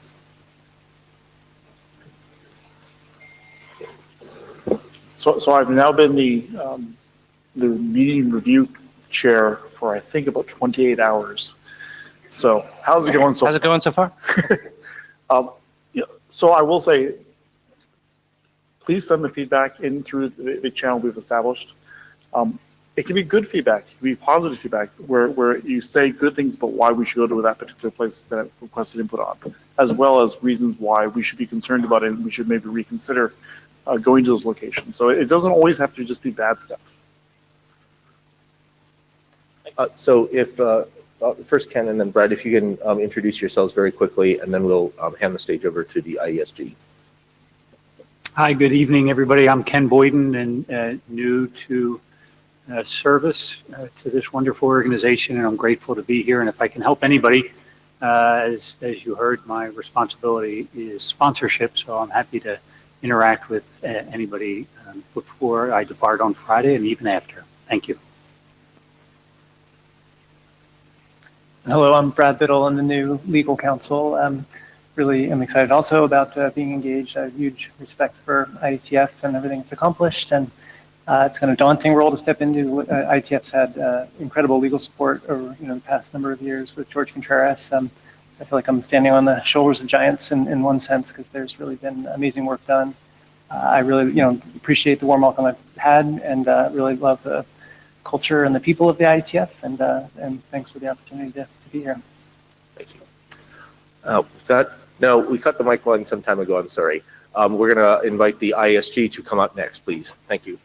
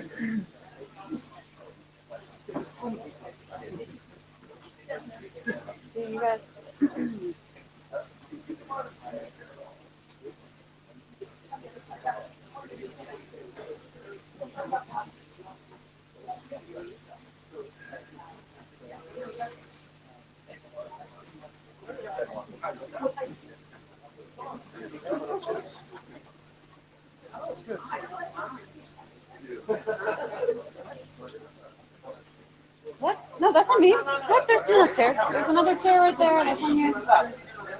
Yeah, sit down. Sit down. Who knows how long this can take? Are they good down there? Okay. Time for the ceremonial passing of dots.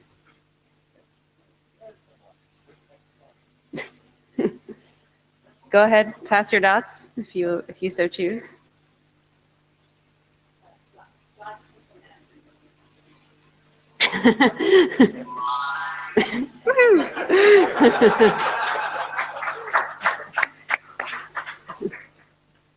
So let's start down at this end, Spencer.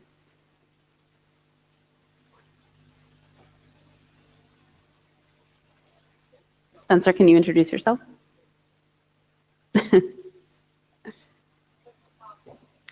I'm Spencer Dawkins. I'm the outgoing transport area director next year. Ben Campbell, continuing art area director.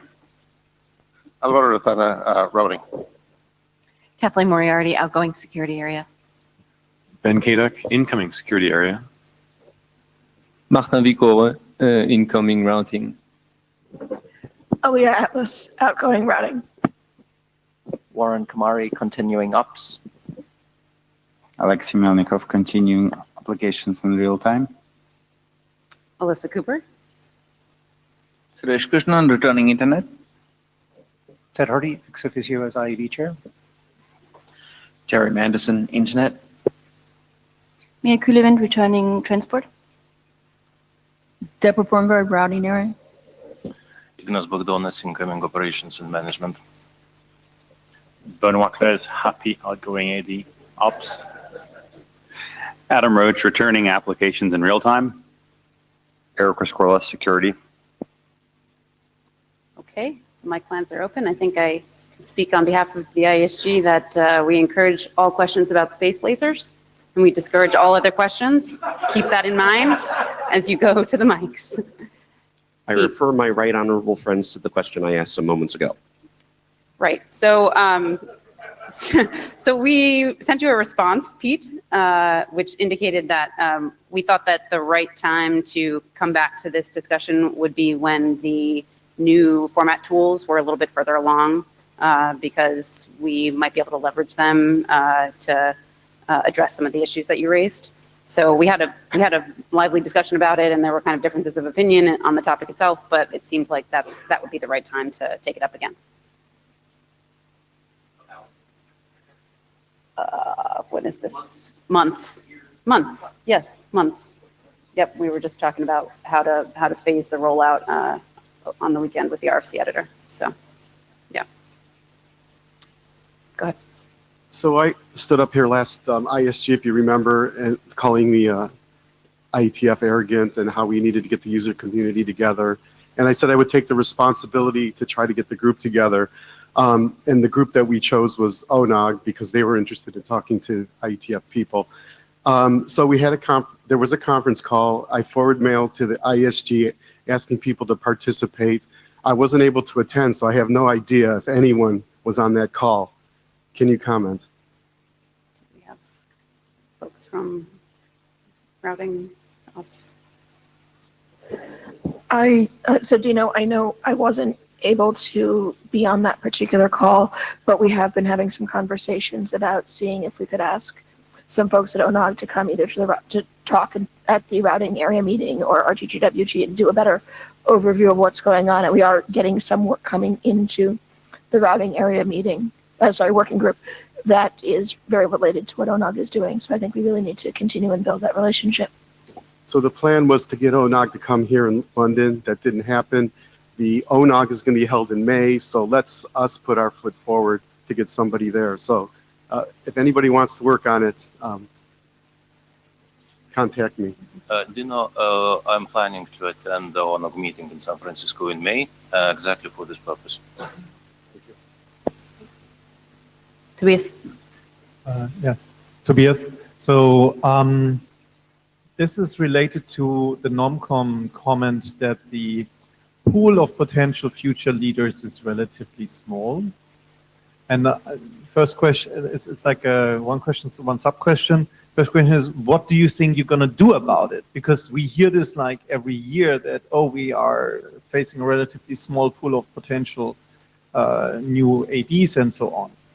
And the sub-question is, might it be one option, for example, to be more risk-taking in terms of choosing younger working group chairs with less experience to give them that opportunity to grow and learn and develop in our community?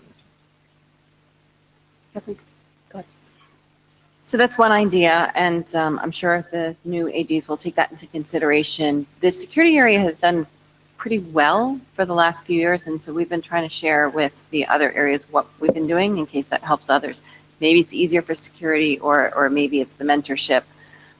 But we have paid attention to who asks, who's interested to eventually be an area director, and have tried to work with them on different opportunities, whether they're very young in their career. So we may only have openings for a secretary position for a working group, and then help mentor them into roles for working group chairs. And, I could name several instances, but we have a pretty good pool of more than 5 people that are interested to do it, probably closer to 10 that are interested to do it either soon or at some point in time. So it does require outreach from the area directors. It requires mentorship, and, showing interest in building people. So I do hope that continues. And I know Ben and Ecker are interested to continue that, right? And we discussed who was interested so far and hope that the list grows. And we encourage through the secretary as well. Aaliyah? So yes, we can do a lot in our areas, and obviously Alvaro and Deborah and I have done some of that, encouraging our chairs and appointing new people. But to pretend that this is isolated from the other industry effects and the consolidation that's happening in portions of the industry would be absurd.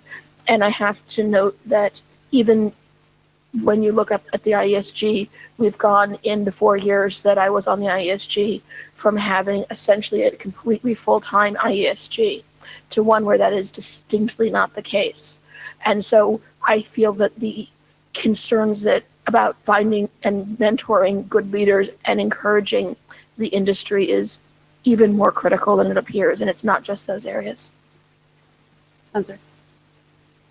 Spencer had his hand up before you, Ben. Let's have my hand up.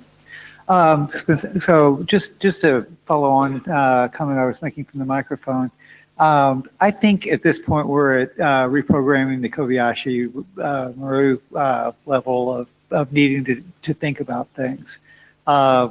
Continuing to get up and say, boy, it would be great if there were more INT and more transport nominees for NOMCOM every year. For how many in a row? It's like we can do better than this. Having said that, this is not the ISG's thing to fix. I think it is the ISG's thing to make sure that we don't keep the community from fixing. And it's not the NOMCOM's thing to fix. They can ask for nominees earlier, and that would be awesome. But I think that we're reprogramming a simulator at this point, and I'm interested in talking to people in the community who have ideas about that. I'll just say this for a couple of examples. We met with the working group chairs today to talk about changes to the way we schedule working group meetings and resolve conflicts between working groups and stuff like that.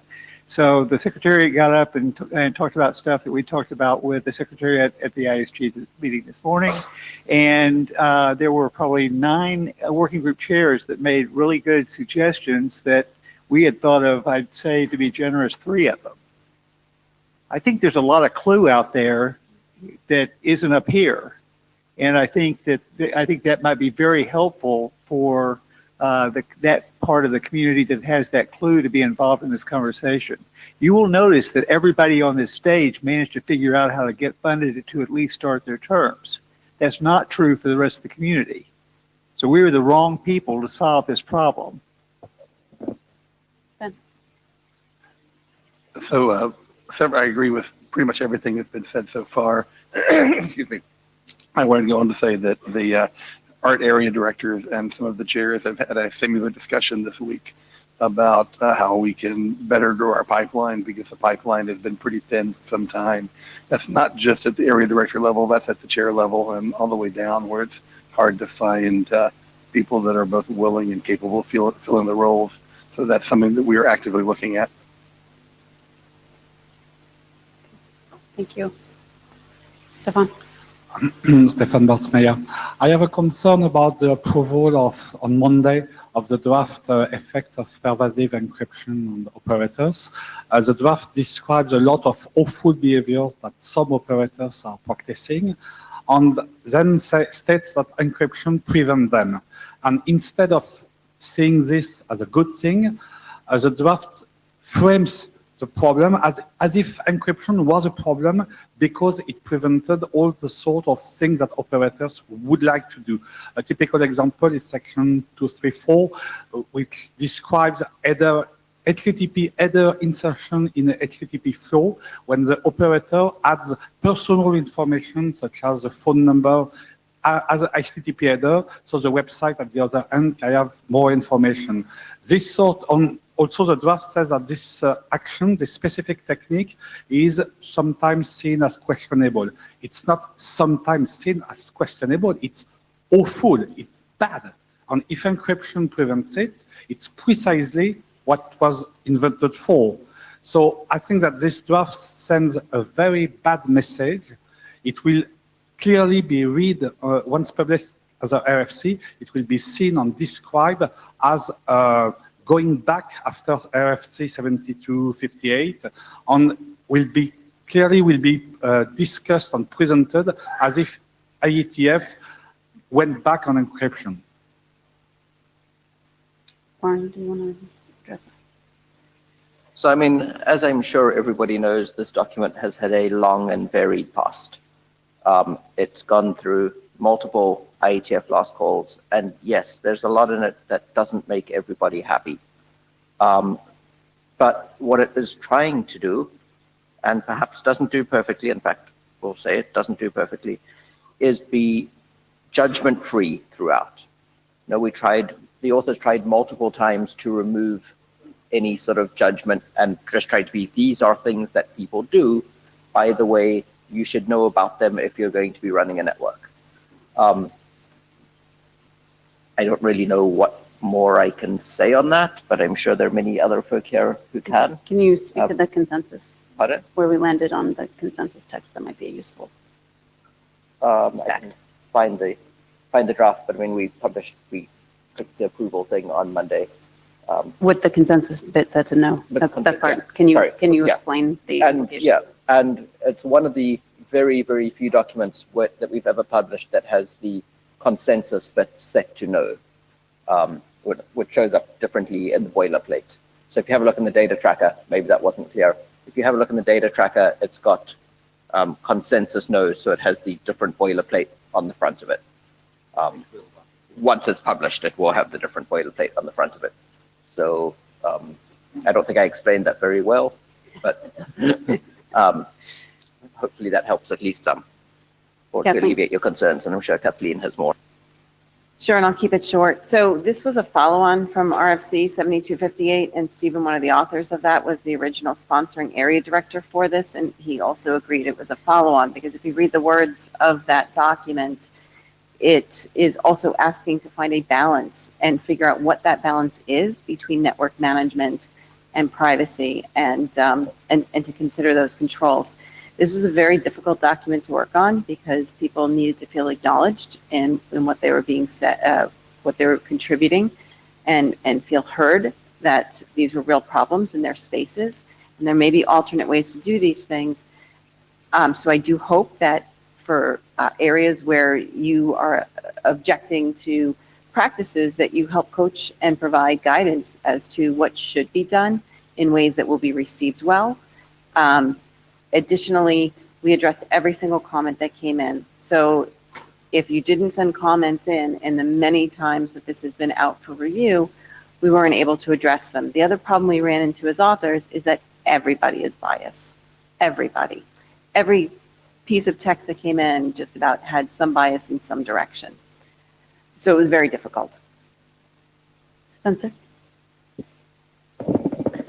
So I'm the responsible area director for Quick. So I've spent an entire IETF meeting talking to people about the spin bit in the halls.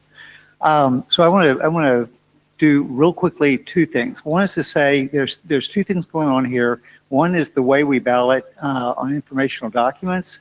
I had a fairly short but intense conversation with the ISG about that this morning, and that's continuing informal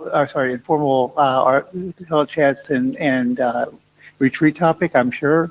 But for us to be able to get stuff out that needs to be out the way it needs to be out. And I think we actually made some progress with that with publishing the draft that we've been talking about. But I want to up level to another thing and basically say that, we're talking about a problem that is difficult. It is a tussle. We have managed to not make it go away for a year, and I have no reason to believe that it's going to go away. So I think that this is the point where we need to be engaging with the community, and I think this is the point where we need to be steering, because we need to be able to do the right thing, whatever the heck that is. When we're talking about, gee, we have privacy concerns, gee, we have operational concerns. That's been really difficult. The IAB has had a workshop that tried to engage the wireless operators, and basically, this is hard, and that conversation hasn't stopped either. So I think, again, this is a thing where it's like, we need help from the community, and we need to be steering. Aaliyah.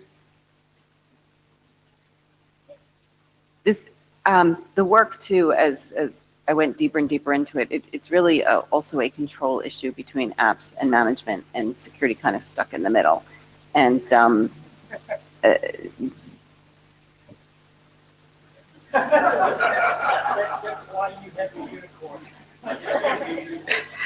Right. So I know why she got the unicorn. But more seriously, this isn't something that the IESG needs to solve. This is something that we all need to solve as a community. This is a tussle. This is impacting the internet. This is impacting people out there. And it's a balance between, as Kathleen said, the endpoint and the network. And we've all had the arguments about dumb network and smart network since we were in, well, not preschool, I guess, but, at least college. And at the same time, it matters. And we also had that lovely plenary talk with David Clark talking about how one of the things we can do is wait and figure out how to make the stage of the tussle something that considers the ethics and the challenges that are ahead. So the question I have for you back is, how do you frame it? How do we pull consensus together out of the IETF? How do we get the work moving along that's needed? Because no matter how fervently we care about the ethics and privacy of the internet and internet users, at the end of the day, folks are needing to manage and run their networks and, frankly, make money. So we need to figure out how to balance the tussle and how to do the right technology to solve this. And that, I'm afraid, is not something that you're going to find up here, because, there's so many more brilliant people out there. Thank you. Speaking about the judgment-free character of the draft, I don't think that it's a target in itself to be judgment-free. When it sees things like as awful as inserting HTTP headers with personal information, or many other examples in the draft, we should not be judgment-free. We should clearly say that it's a bad thing, and if encryption stops it, it's good. For the same reason, I'm unhappy with the use of terms like balance. I mean, the priority is protecting the privacy of the users. The rest comes after. We don't try to balance everything. There are some things that are more important than others. so as an author, I'm one of the security area directors, and there's countless drafts in the IETF that have been published during my term where I pushed for encryption to be required on those drafts. I have firm belief that it is helpful to have encryption. We are not going to reach end-to-end encrypted networks unless we address these problems. And help people understand better ways to tackle these issues.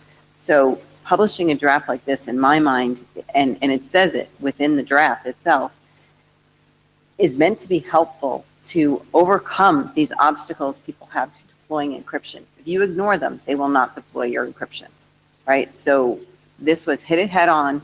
Let's start talking about this and figure out how we can go forward so that we could have end-to-end encryption. So yeah, I guess sort of a follow-on from that. Simply continuing to say that something is bad doesn't make it go away. And we spent a long time saying that NAT is horrendous, you should never deploy NAT. Didn't so much work out well for us.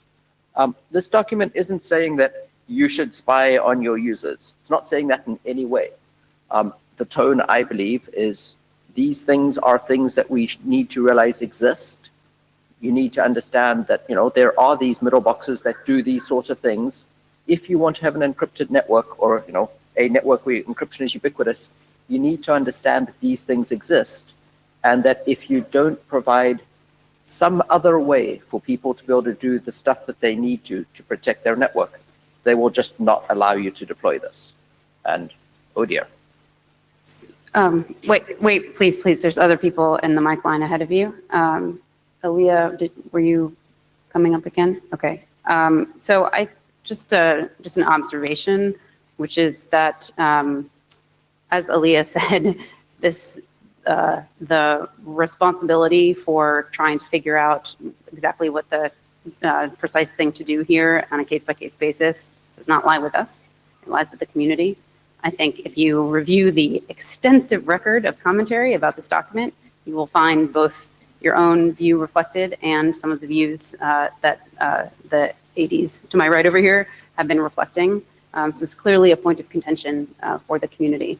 The same if you review the extensive mailing list traffic on OPS-AWG related to the ballots, right? So I think it's not a question that we're going to resolve here today, and it's not even necessarily a question for the IESG as a body to resolve. We made a group decision about what to the disposition of the document based on, you know, many rounds of edits, but this is really not the end of the story. It's probably, you know, somewhere towards the beginning. I think we should move on if that's okay. I'm going to move to this gentleman who's been standing in line extremely patiently for a very long time. And then I think I would like to cut the mic lines given the time. So. Brett Jordan, I just want to publicly stand and thank Kathleen Moriarty for her years of service and her willingness to seek out and understand all sides of an issue. So.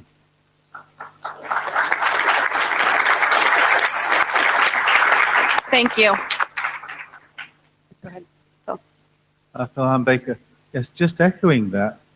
I was very surprised when Stefan said that the first and only priority is encryption.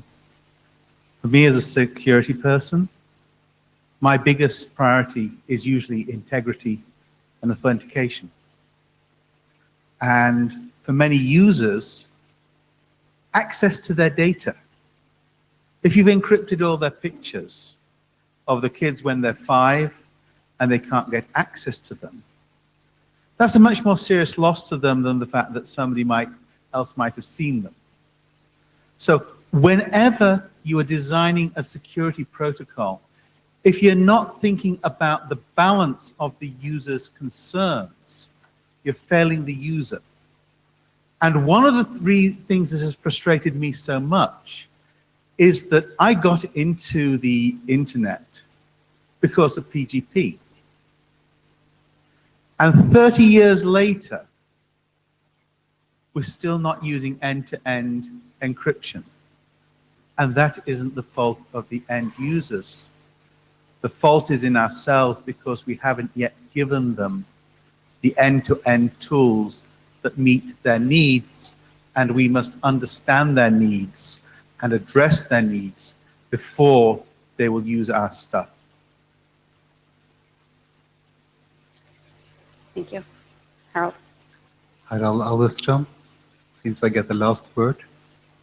I don't know. I didn't mean to have you sit down if you wanted to be in the queue. So if it wasn't clear, okay. it was cut after you. Next the last word. Sorry. A couple of points on which internet we built. Both universal access and this particular debate illustrate that we want an internet for everybody, which includes that we connect all the good guys and all the bad guys. And some of the bad guys run networks. So we got to admit that. And we got to say that that's a good thing. Because the internet is for everybody. However, I hope that the ISG will encourage in the future positions to be stated not only on what exists, but on what is good and what is bad, so that destroying the integrity of other people's data, whether it's HTTP headers or other things, is condemned as bad, even though we have to make it a separate document in order to do a separate consensus call on it. So I commend you for having gotten this far in describing what goes on in an internet that is for everybody. Thank you. Thanks. You know. So looking at this problem purely from technical and not policy or moral or anything, I think it's a simple problem to solve. Every single packet on the internet should be encrypted. I'm looking at this as a technical problem, as a trade-off between privacy and network management. Every single packet on the internet should be encrypted. IP headers go in the clear, so network management at least has something in outer headers. They can't look at port numbers, but something has to give. They don't have zero management, they have IP headers, but every single packet on the internet needs to be encrypted. You're volunteering to join the Quick Mafia, are you? All right. Thanks, everyone.